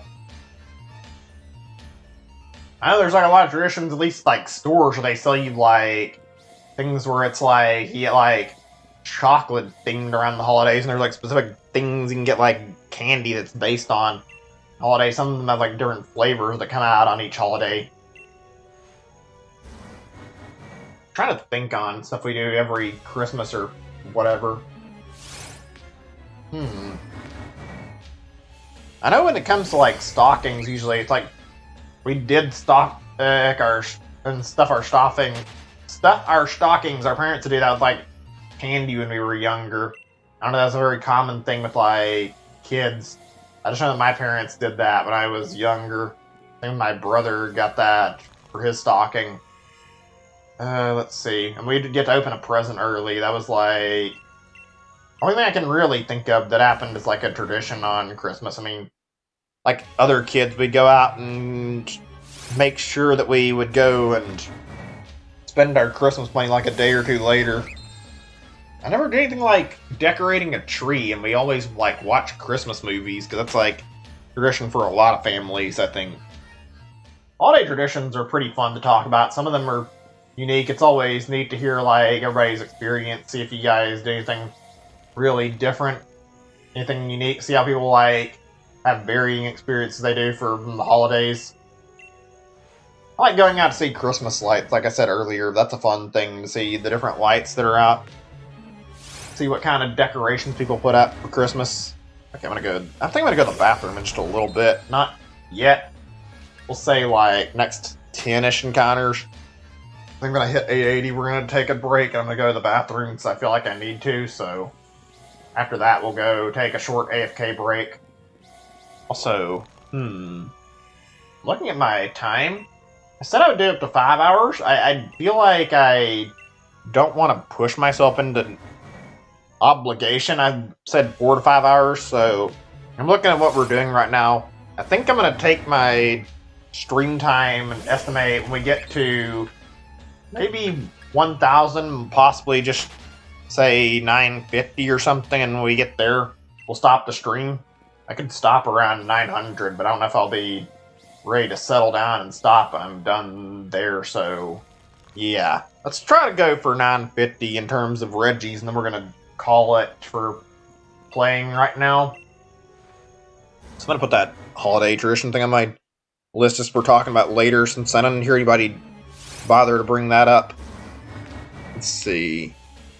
What else is there about here on here that I haven't brought up that'd be a decent topic?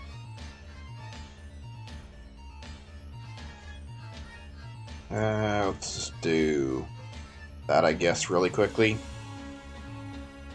Give me a second or two.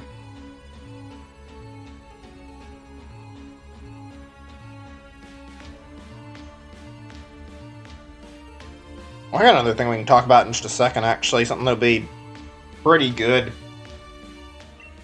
Oops, give me a second. How do you guys feel about, like, games that have, like, in-game events in them? Like, say, for example, like, I guess you could name, like, Pokemon if you wanted to, where it's like, they have mythical Pokemon. That's something that's not that uncommon. You see that fairly often. I like dealing with that sometimes, and I don't love, like, the whole limited time thing where it's, like, set up where you can only do it at one point and that's it. I'm not a big fan of that. Hang on a second, just trying to check on something. Yeah, okay, make sure I read this right. But yeah, I don't love that. It's okay, it's pretty cool. If they let it be permanent, I'd like it. I'm not a big fan of how mythical Pokemon are handled in that regard. I'd prefer it much more if there wasn't some sort of arbitrary time limit to like, oh, you gotta go get your mythical Pokemon during this point or you're not allowed to go and get it. It's like, that's kind of lame, frankly. How do you guys feel about other events too? Like, stuff like things in games. I like when games do like special events, like you get to play and you play on like Halloween or also play on Christmas time or whenever, and you can see like special things going on. It's always really cool to see that stuff. Like sometimes it'll be like a skin for the enemies that you're fighting or whatever. You get like special themed guns or different unique stuff added into your game or whatever. Or you could see like a boss fight in a game or something like that. Something I like about TF2 that I remember was pretty good. Like they always did like boss fights for Halloween for the longest time, and they would do like new weapons at Christmas time, and it was always fun to come on and see like new stuff they added to the game. I enjoyed like all my time I played in that game back in the past. It was a fun time. It was a pretty good game in my opinion. I really, really loved playing it. Just an overall good game. very, very a fun time. Interesting to like talk about it now. I mean, I kind of stopped caring about it after it went free to play at some point. I think I got where I kind of lost interest because I felt like some of the points that I loved about the game were being felt like they weren't there anymore. And also on top of that, there's the matter that like, what was it? There's obviously the fact that yeah, some of the stuff I missed was like gone from it, but there was also like they made the game way too much about trading and the economy in the game. That kind of ruined my urge to play it. So I don't think there's any other big events that happened that I haven't thought of, like any cool stuff that's gone on games recently. Can't think of any others. I'll make a little mark to come back to it, so I can add this on here. Give me a second. Speaking of, like, in-game events, do you guys enjoy, like, holiday-themed levels in games? Like, say for games that have, like, Christmas-themed levels or whatever, or have, like, a snow environment, or they're, like, certain levels that are added specifically for, like, Christmas time. I enjoy seeing that in games. I've wanted to do, like, a Christmas-themed stream for the longest time. I haven't had, like, all the right stuff set up for it. I want to do, like, a stream where I play, like, whole bunch of different Christmas games, or at least do like once or twice every year when if I ever go back to streaming normally, where I can go and play Christmas games, check out all the different stuff. I looked at like itch.io a little bit earlier, like this year, right? Earlier this year, so earlier this month, I guess, because I was interested in seeing what was on there, and I checked out Christmas games. There's some pretty alright stuff. It's not like there's anything big name that's up there, but like, if I get free time and we finish the shiny hunt, like, fairly quickly, and we get to the point where we can do another, like, thing or another game or whatever, I'd love to sit down and do, like, a stream where we do, say, just, like, Christmas games and play, like, all these things people have come up with, see what kind of goofy game ideas there are out there. I enjoy seeing these kind of neat stuff, even though not everybody makes great games. There's some fun little breed games that are worth downloading. Same with, like, fan games. I enjoy seeing that kind of stuff. Shame Nintendo doesn't agree with that opinion about fan games and is quick to shut them down. I mean, at least in a game like Dreams, you can see people get to put out their creativity and put out something really cool. If I get a PS5, that's going to be something we'll stream, like, relatively soon. I'd like to sit down and play Dreams and check out all the different Dreams people have made. I'm sure there's some really creative and cool stuff on there. I'd love to play some of it. Sounds like this is taking a lot longer to get by these. Or, like, these next 10, whatever. I think we're there, though, now. One more encounter, and then we get 880, and then I can go take a quick BRB. Let's see. Something else I was meaning to bring up that I can't remember what it was specifically. I think it's because I have a lot on my mind right now. Also, you know, when you have to go to the bathroom, I think right now since I have to go to the bathroom, like, that's kind of taking over my mind a little bit and bothering me and making it a little awkward to think on what I'm trying to think of and just, like, can't clear my head very well right now. That kind of annoying problem. I kind of what I want to talk about. Just to get this out of my system in a second. I'm sorry, I need to go to the bathroom. I'll be back in, like, 5-ish minutes. I'll finish lining this up and then we'll pause the game. Just get right by the statue or whatever. Okay, there we go. I'll be back in 5 at worst. I think maybe if I need a little more time for some reason. But I doubt I'll need that long. I just need to go to the bathroom. See you guys in a few minutes. BRB.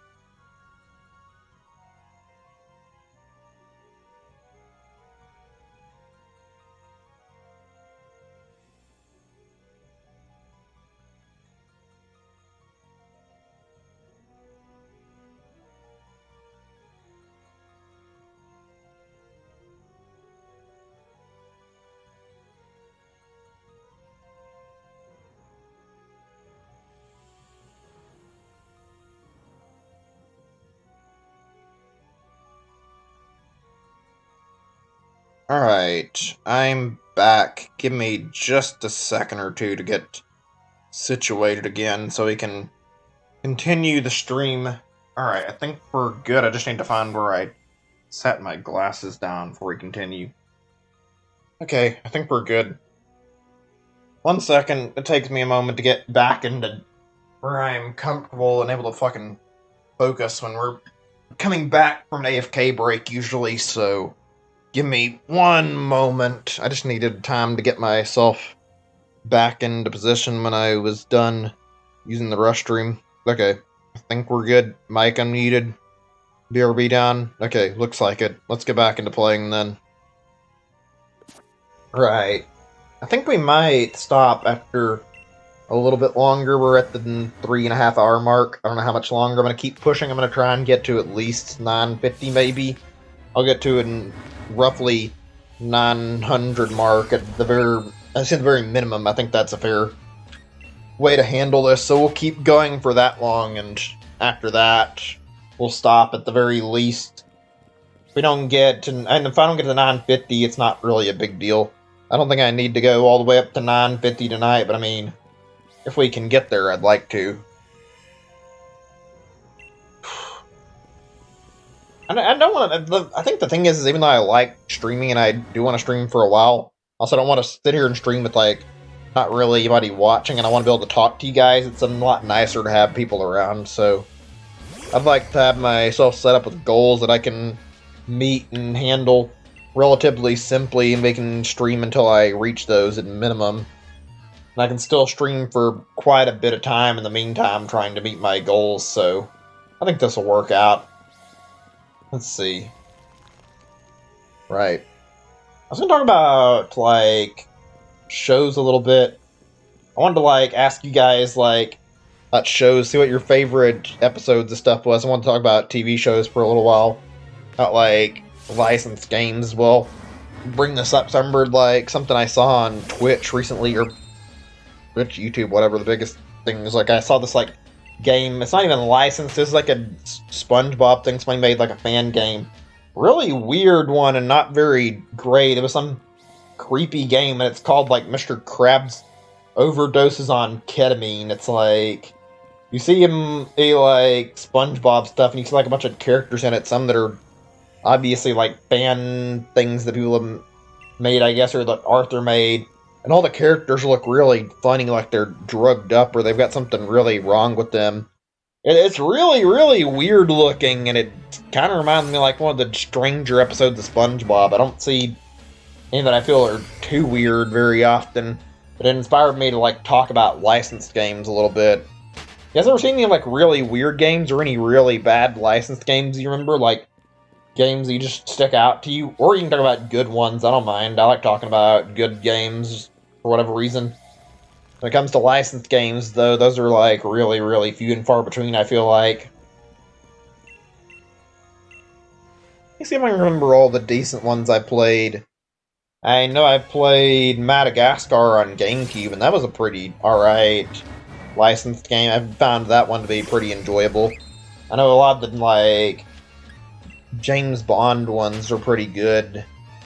SpongeBob games, I haven't played Battle for Bikini Bottom, but I played like a few of the official ones, and they were pretty fun. Not all of them, but it seemed like pretty decent games, even though I'm sure some of them were trash.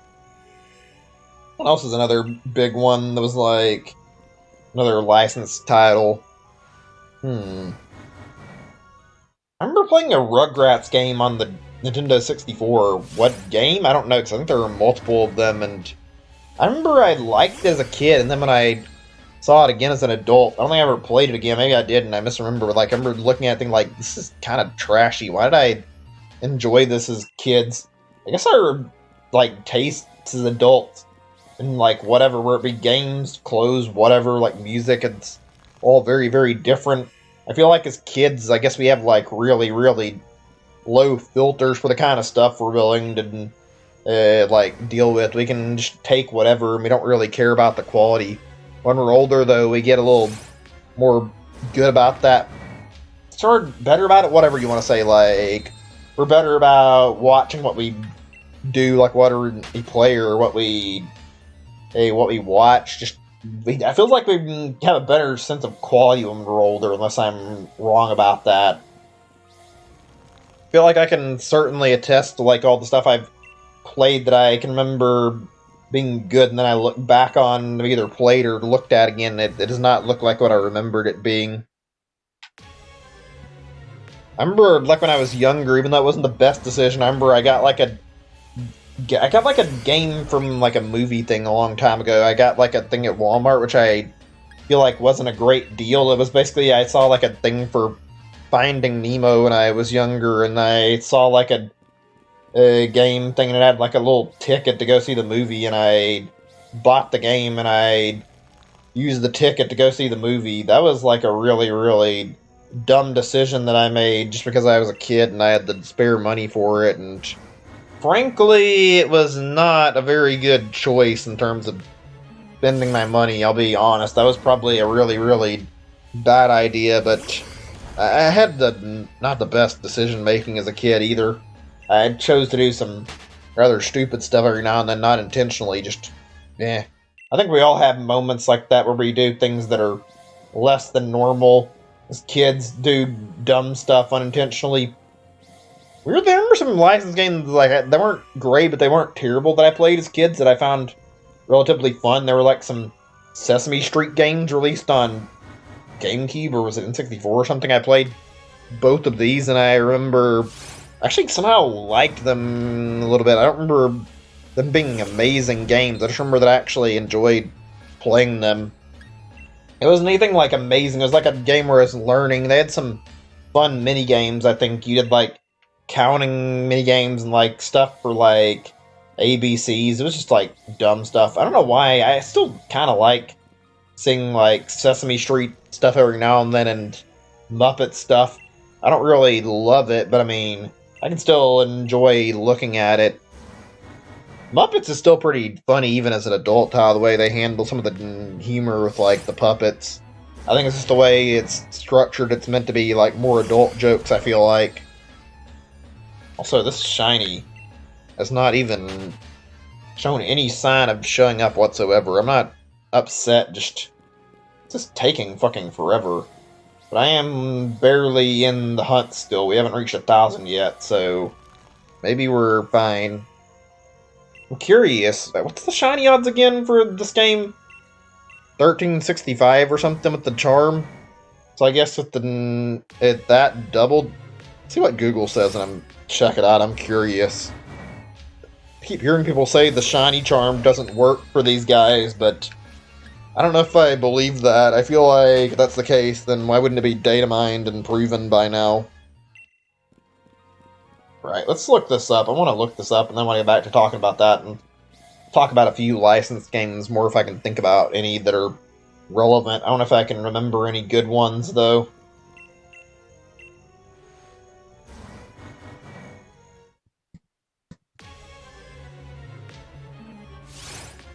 Yeah, let's see what this says. Shiny charm mods for Sword and Shield.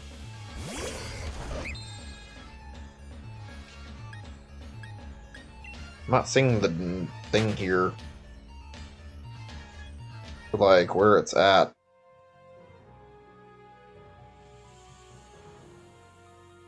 Maybe if I put Shiny Charm base odds.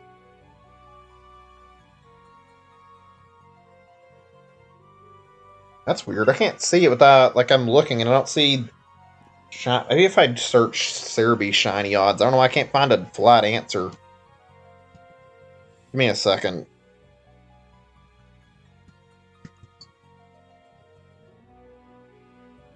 Sorry this is taking so long. It shouldn't be, like, 3 or 4 or even 5-minute endeavor. This should be over in, like, a little bit, and it's not.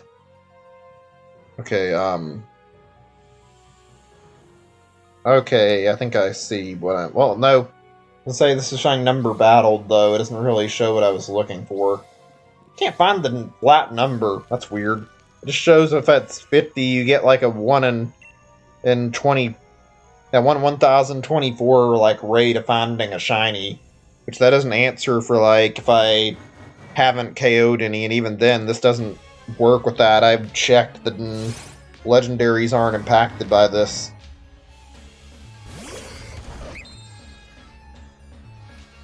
Okay, it says 1 in 1,365 apparently, so that's our base shiny odds, I guess. That must mean like that's how much we get before we have a fair chance of bumping into this. It doesn't mean it's guaranteed, but that's like what's more than likely, I guess. I'm not sure if that's actually what we're going to see, but like according to Cerebi, that's what it says. There's like something else that's interesting that's found here. It's like it may not be accurate, I'm not sure, but it claims that if the battling method is like broken and that apparently or maybe not broken, but like for some reason it only boosts it like to an extent, like when you're hunting Pokemon and battling them, you get like an increase in like percent barely. Like at 50 it's 1.5, and then at 102 keeps going up by like 0.5% or whatever, and then until 500 it goes to like the 1 in 512 thing. But instead of being 1 in 512 locked, it's a 3% chance of getting that. I don't know if that's like a change to Pokemon, but if it is, that's really fucking stupid. It's like, shouldn't you have those odds the entire time and not like part of your hunt and just be stuck hoping you get 1 out of 512 like part of the hunt? I find that really, really odd. I really don't understand why they coded the shiny hunting this way. I mean, not like it matters. I haven't done a wild hunt in this game in forever, and for good reason. Like, I hear people say it's fun. I guess it can be if you're really persistent and you do it in like a careful way where you don't waste too much time, but from my experiences doing wild hunts, they are usually completely miserable and like no fun whatsoever. I'll take Masuda method any day over doing a wild hunt. And this is probably going to take a while too, because I have a feeling we're not going to get it even in 1 out of 1,365 or whatever. Like, I had the feeling it's probably going to take me a little bit longer than that. I'd be surprised if we get this thing by 3,000 encounters, honestly. We haven't even hit 1,000 yet. Oh well, I guess all we can do is hope and pray that we get decent shiny luck and that it pops up relatively soon. I'm not expecting it, though. Oh boy, give me a second. I had something I was talking about earlier that I got sidetracked talking about because I wanted to check on shiny rates and stuff because I was curious about it. I think I was talking about TV shows and like specials, and I also talked about licensed games. Yeah, I think I was talking about that. Anybody remember any of those kind of games? Play any of those? Not really a big deal, just curious. What else is there that I played that was pretty decent out of that? I'm just thinking like stuff I wanted to talk about. I want to talk about the licensed game things a little more. I can only come up with like one more that I can remember. I'm trying to think if there's like any extras besides this too. What I remember, this is a long time ago on the DS, I think. I don't remember when. There's a Looney Tunes game I remember picking up that was pretty good. It was like you played like some of the scenes out from like a Looney Tunes episode. It was like one of the scenes is you play and you would reenact one of those episodes.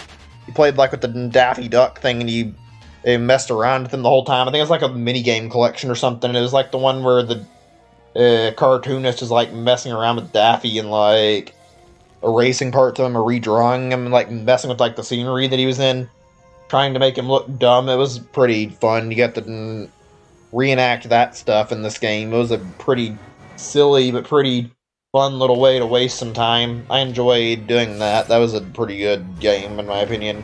And I think that was a licensed game. Let's see. What else is one more licensed game that I can think of?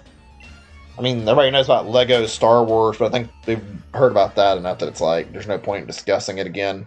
Everybody knows about what Lego Star Wars is by this point. There's really no reason to talk about it. Not after I've talked about it multiple times. I still like it, but still. I think those Marvel Avengers games good. I know there's like a recent one. I haven't really played it, and I don't know if there's like, I think there were others that are before that. I've never really played them. I've not played the Spider-Man games. Those are okay, but I didn't really love those.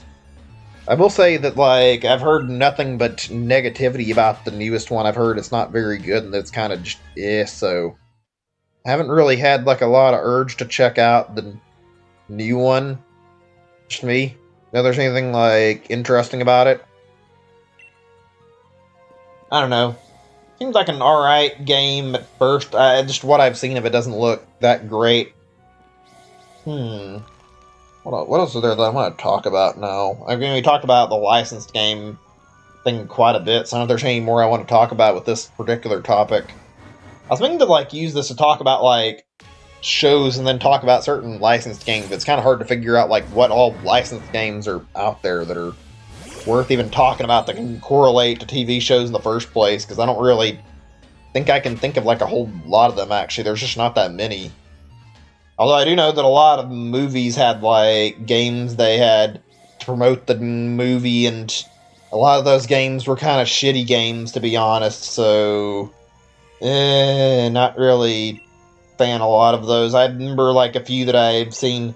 I remember playing one Harry Potter game that was kind of good. That was a fun time. I don't remember what it was called. It had the Quidditch or whatever. I remember, like, a Lord of the Rings thing that I've seen on a stream, and I didn't really love the Lord of the Rings game I saw. It was kind of bleh looking overall, frankly. Let's see. What's everybody's, like, favorite episodes from TV shows? Let's talk about that for a little bit. Think you can remember any. I remember a few, like, good shows that I really enjoyed and some really good episodes, like Fairly Odd Parents has some fun ones, especially at least it did back in the day. Like the one where Timmy, he went back in time and saw his parents meeting. That was a pretty interesting episode, in my opinion. Or the one where he had to convince, and like he was being convinced that I think he's like trying to convince himself or something, like that people would miss him if he was gone with their lives. It'd be better off without him, something like that. That was a weird one, but a pretty good episode. And like they showed like all this stuff, and at the end of it, it ended up being like that he didn't need to leave, and his friends did miss him. All this stuff. It was pretty interesting. A good episode, in my opinion. Fairly Odd Parents is really good. There were a lot of fun episodes of that show. SpongeBob had a lot of good episodes too, but I mean, it's been running for a long time, so I guess it's perfectly natural there'd be a lot of good episodes of SpongeBob. The Bubble Buddy episode was really good. I also remember one where, like, Mr. Krabs, like, fired SpongeBob and Squidward and tried to replace them, and then it ended up backfiring. Or whatever they were called. I can't remember the Color Patty thing, and that was pretty good too. The Hook episode. There's a lot of classic SpongeBob episodes. Looney Tunes is some of my favorites, but I think I've talked about Looney Tunes episodes a lot. Those are pretty good, in my opinion. Let's see. Kind of my like Ed and Eddie episodes I really like. The Free Jawbreakers episode, that was fun. Let's see, what else is there? The one where Eddie was going crazy. Johnny, you dropped your face. Or the fucking, I don't know if that's the same episode or not, but like the one where you see Rolf and Eddie's hallucinating. Life has many doors, Ed boy. Can't do the voice very well, so I'm not going to really try to do it. Let's see, what else is there? I want to list at least like two more. I've seen the movie, but I haven't watched like all of it, I don't think. It was decent from what I remember. I enjoyed that Ed and Eddie movie. Enjoyed the series overall. It was really good, frankly. Let's see. Oh, another good one to be like when they got old. That was a really dumb episode, but it was pretty funny to watch, like Eddie dreaming and they all were like old men. That was a fun one. Could talk about a lot of episodes of Ed and Eddie that I remember. That show was a goddamn great TV show. I loved it. Really good. I also remember a really old Transformers show. It wasn't the original, but like an animated Transformers show that I really enjoyed. I wish I could remember which one it was. It was one of the early ones, though. The Autobots, the Decepticons, and like the Medibots, what they're called, the little mini guys that each side could run over. That was a pretty good one. I always liked Transformers. Didn't see like a lot of the later seasons, but I found like the bits I've seen of it to be really, really good in my opinion, so I enjoyed watching it. Show had interesting stuff in it. Teenage Mutant Ninja Turtles is good too, but I couldn't remember like a lot of the episodes. I remember like when they met April O'Neil, and I meant when they met Casey for the first time. Also, when like he found out Shredder's not actually dead. There's a lot of interesting stuff in TMNT. That could be a good, like, rewatch, actually. I don't care for any of the reboots, but, like, sitting down and watching the one I remember, that'd be a fun thing to do for stream at some point, maybe. DuckTales is good too. I need to get Disney Plus and like check out a lot of stuff that I've missed out on. Not really reboot DuckTales my way. Like the old one, I enjoyed that one quite a bit. I can talk about this stuff for a while. It's pretty fun too. Oh man.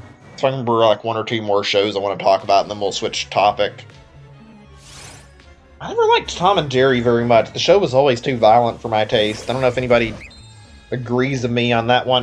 Tom and Jerry kind of creeped me out a little bit. The scenes in that show were really disturbing at some point. It was really weird, and they were very quick to make things kind of to watch. It was just like, you see all sorts of shit happen in the show, and some of it is really, really violent compared to other shows that were on at the time. I never really got into Tom and Jerry. It wasn't a bad show necessarily, it just wasn't my kind of thing. Also, Scooby-Doo never clicked with me either. I wasn't really big on it. I didn't hate Scooby-Doo, but I didn't love it. I'm gonna give it like a little bit longer before we stop. I was gonna stop at 4 hours possibly, but I think I'm gonna try to keep going for like until 4.5 hours and see if I bump into up to get like, say, 950 encounters or not, like I was hoping for. That way I can stop at a very, very decent number and have quite a bit done, instead of just stopping with like a short amount of hours on the clock. Or not hours, short amount of Regidrago encountered, I should say, excuse me. Or was I? Oh yeah, I'm talking about Scooby-Doo. Scooby-Doo is the same shit every fucking episode. The whole, oh, we gotta find the monster, and then they unmask it, it's another person, and then they all acted shocked, even though it was the same basic plot line, them using Shaggy and Scooby to do, like, using Shaggy and Scooby to, like, lure out the villain and catch them. I never really got interested in it because they kept using the same recycled plot line. It was always same boring shtick it always was. I don't know, I couldn't stand seeing that over and over and over again. Not that, like, spin-offs were that interesting either. Some of them were better than others, but, like, I didn't really love them. Some of the movies were enjoyable, I guess. I didn't really care for any of it, though.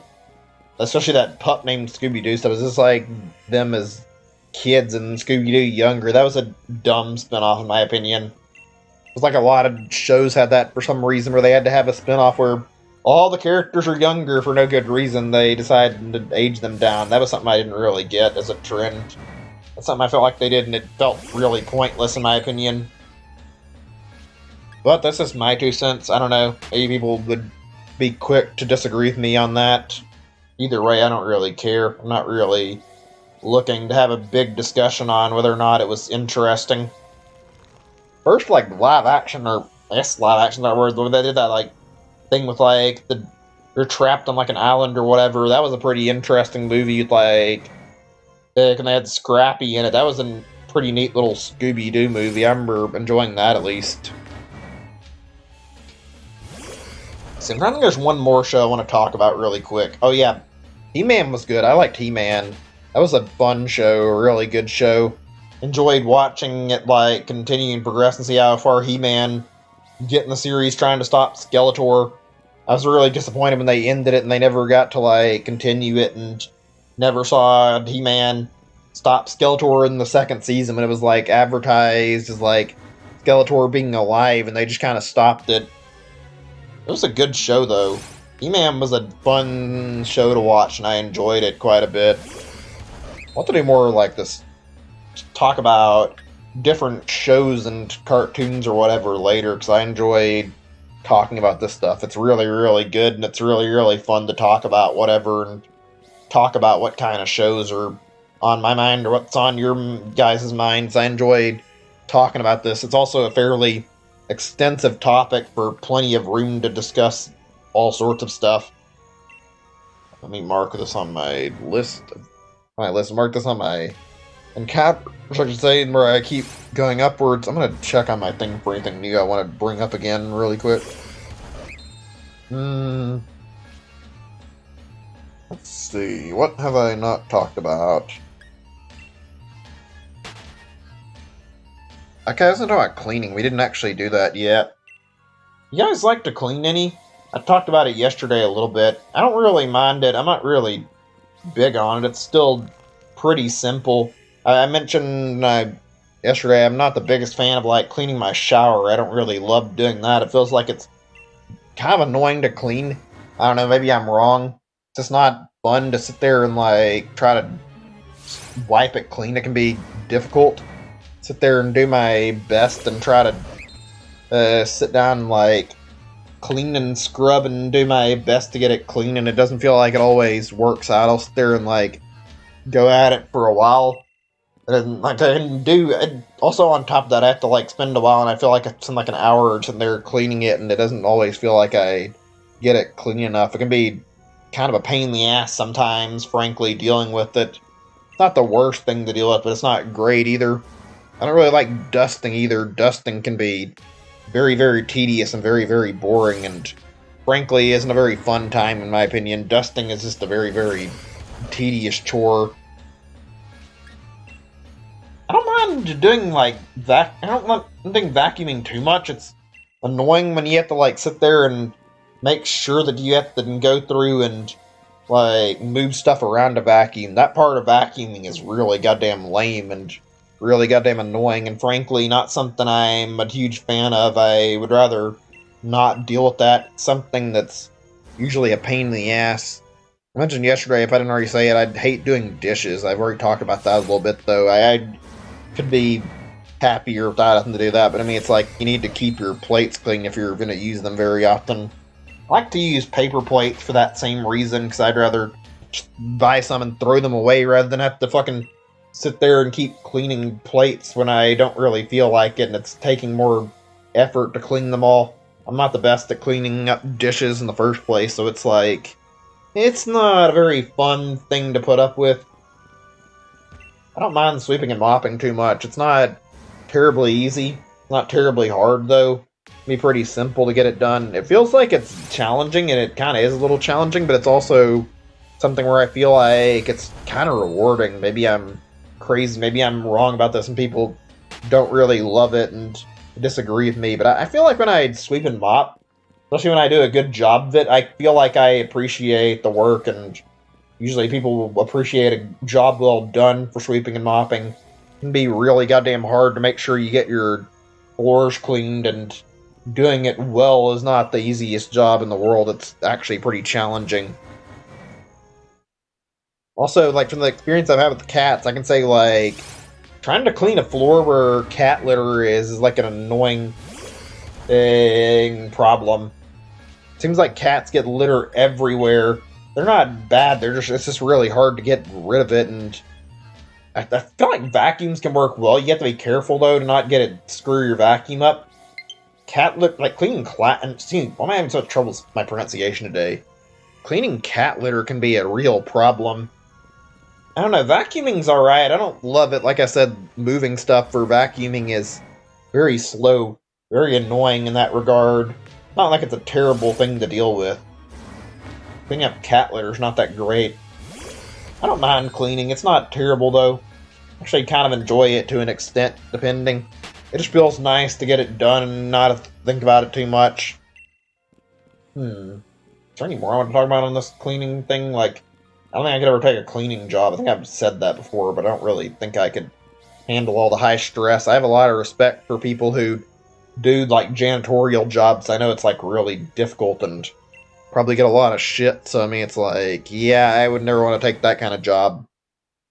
They deserve the high pay, though, if they're doing it. They deserve to get paid for doing something that nobody else wants to do. Let's see, what else is another thing that I want to talk about? I mean, if I had more that I wanted to... Oh yeah, I guess we can talk about cleaning a little more, because some things I haven't forgot about, or some things I have forgot about, but I have words. Like, doing laundry is something I'm not a big fan of. I don't mind, like, the process of setting it up, but I don't like folding clothes especially, and making sure they're hung up on their hanger right. It's a bit of a pain in the ass, even though I can do it. And also, you have to stay around and kind of watch it or be kind of close by so you can keep an eye on what you're doing. That kind of stuff gets a little annoying after doing it for so long. It's not really a big deal.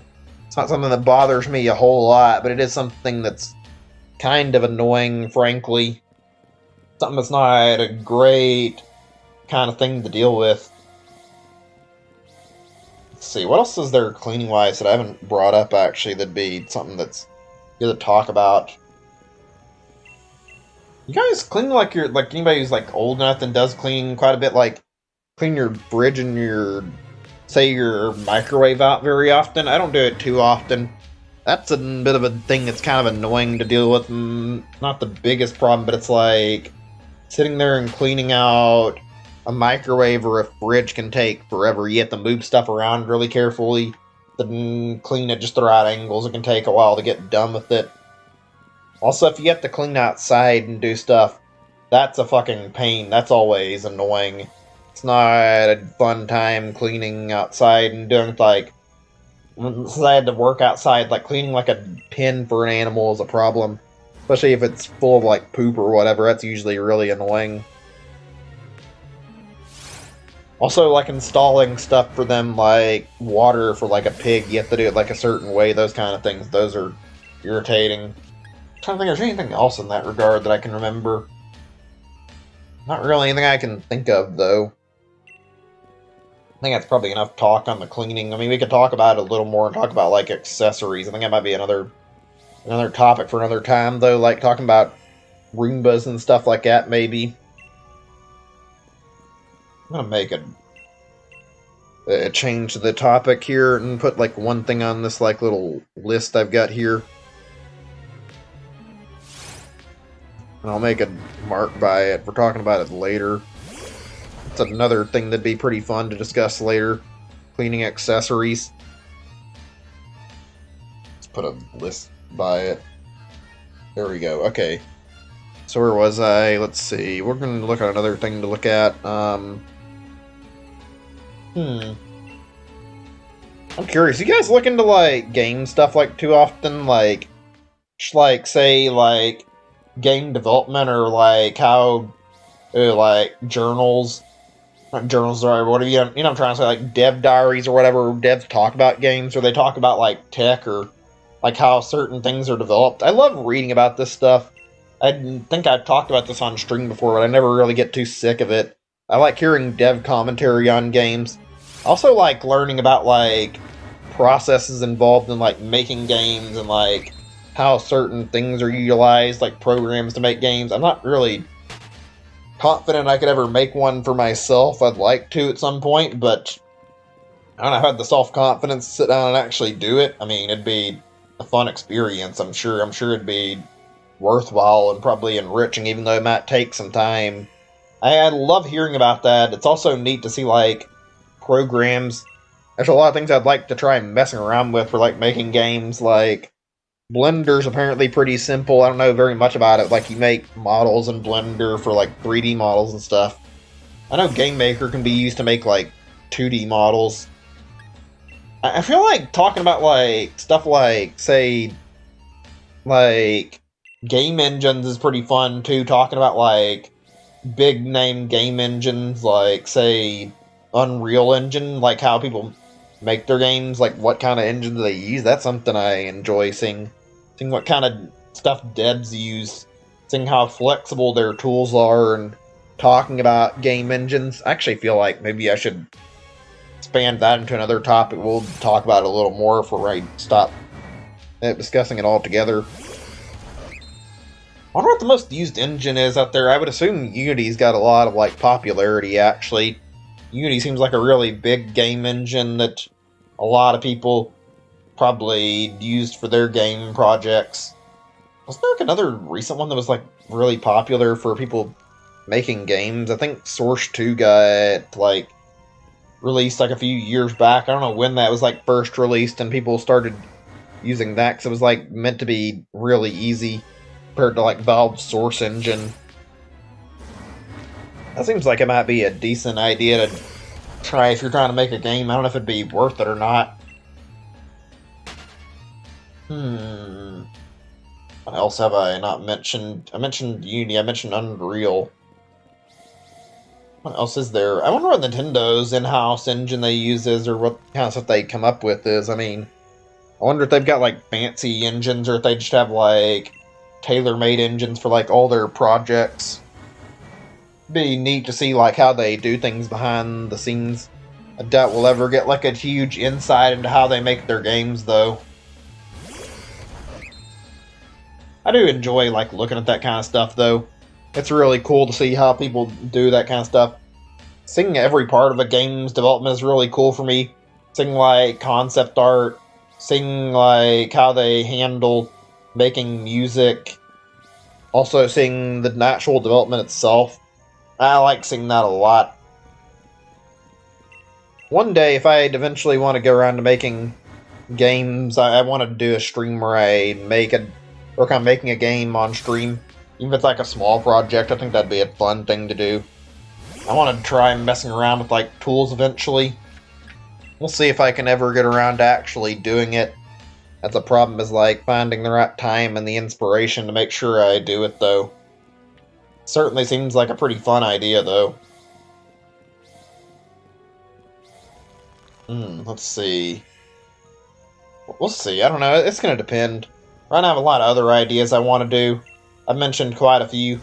I want to do more I want to do like Christmas themed stuff. I want to do some games that I have interest in, do like one-offs. I want to do some stuff with like custom levels or whatever. I want to do like a lot more than what I'm doing on my channel, even when I'm doing like temporary stuff, since I'm not sure I'm going to be back to streaming normally anytime soon. So we'll see what happens with that. Hopefully we can do some fun stuff over 2021. I don't even know if we're going to get done with this shiny hunt through this year. A little concerning. I was hoping to start this and end it relatively soon, and here we are sitting around not really making a lot of progress yet. Sitting here at 935 right now, and not a single thing to show for it, just continually bumping up my encounters over and over and over again. Let's check on our Pokédex. I'm pretty sure I would have noticed if there was a sparkle or some kind of sound effect by now to go off of, though.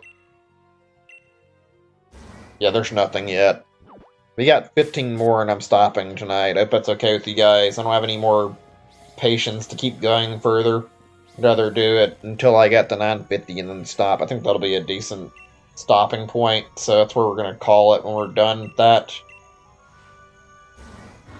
I don't know how I'm going to handle this tomorrow. If I'm going to do, like, say, up to, say, getting the, like, 1200 or what? I don't know what to see what I'm in the mood for tomorrow. I'd like to try and do that many, but I don't know if I'm going to feel like I'm in the mood for or not. If I'm feeling down again and kind of not like I'm super happy to keep doing this, I might not bother. I might just do a shorter session again tomorrow. I don't know. We'll see. I'll have to think about that one a little bit. You know, I actually didn't think of this earlier to talk about. I mentioned, like, the Game Awards and the stuff they talked about, like... There's some things... Shannon, this is the best time to talk about whatever I'm just talking about, because it's like, whatever. You guys actually recognize any of the characters, excuse me, all the people who were, like, on for, like, the... like, what was it? They called it the Influence of the Year, or the... something. I couldn't remember what it said. Then is like people who make like content every year. You know what I mean? Like people who do YouTube or streaming or whatever. And like they had like a few people that were on there. I've never heard of most of them. There were only two people I'd heard of on there, and one was that Valkyrie girl, and another one was that Tim the Tat Man. And I don't know who the others were, honestly. You guys know who any of the people who were like nominated for that were? Like that award? I can't remember the name of it. Otherwise, I would mention it. That was a really, really weird thing to see. Seeing like Jacksepticeye announcing something for that. That was just a bizarre moment to me. I don't know why. I just found that to be really, really odd. I mean, really odd. Let's see, what else do I have that I want to talk about that I can get into that won't take like a lot of my time away? That'll be something I don't want to delve into something that's going to take like a lot of discussion, because I kind of want to save it for talking about like other stuff. I want to talk about plenty of stuff tomorrow, so it's like, whoops, shit. Hold on a second. Give me a second or two, actually.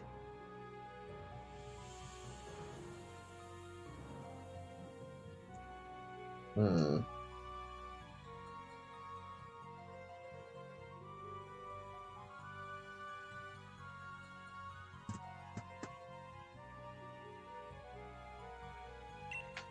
Okay, let's see here. I'm just thinking right now what I want to discuss at the moment. Give me a second or two.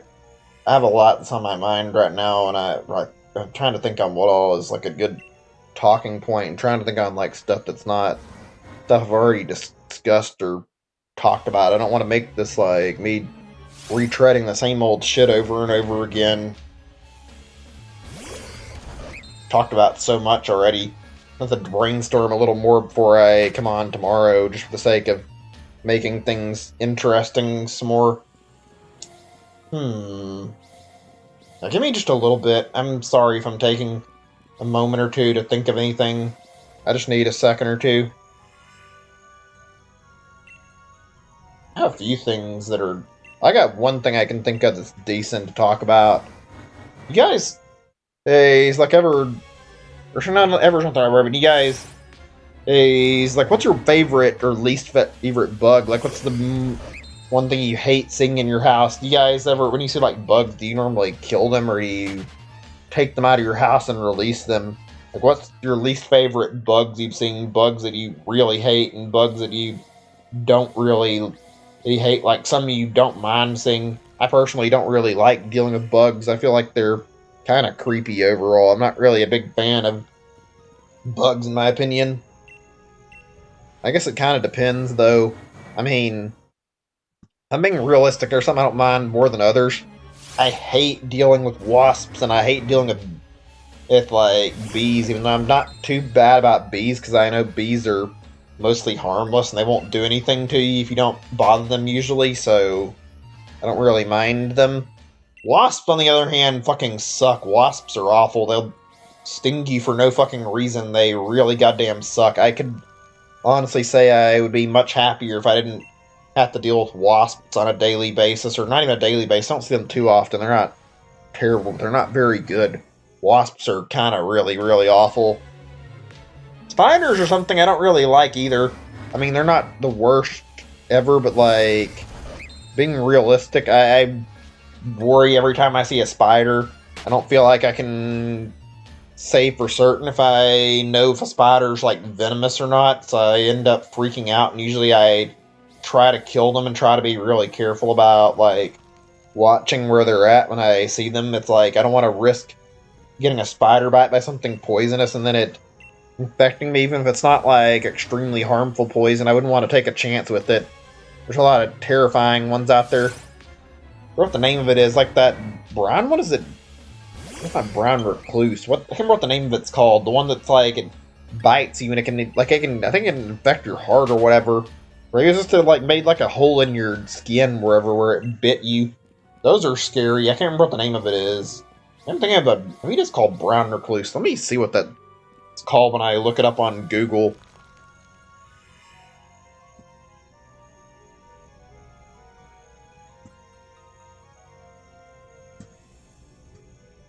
Yeah, brown recluse. Let me see. They're dangerous. I'm pretty sure they can kill people with their venoms. I wouldn't want to deal with them. I think Black Widow is another dangerous one. I wouldn't want to deal with the Black Widow either. I don't think they're spider that you'd want to bump into. There's a lot of them, and I'm not really good at telling what spider's what, and I wouldn't want to get bit by one if I have to worry about whether or not it's poisonous or not.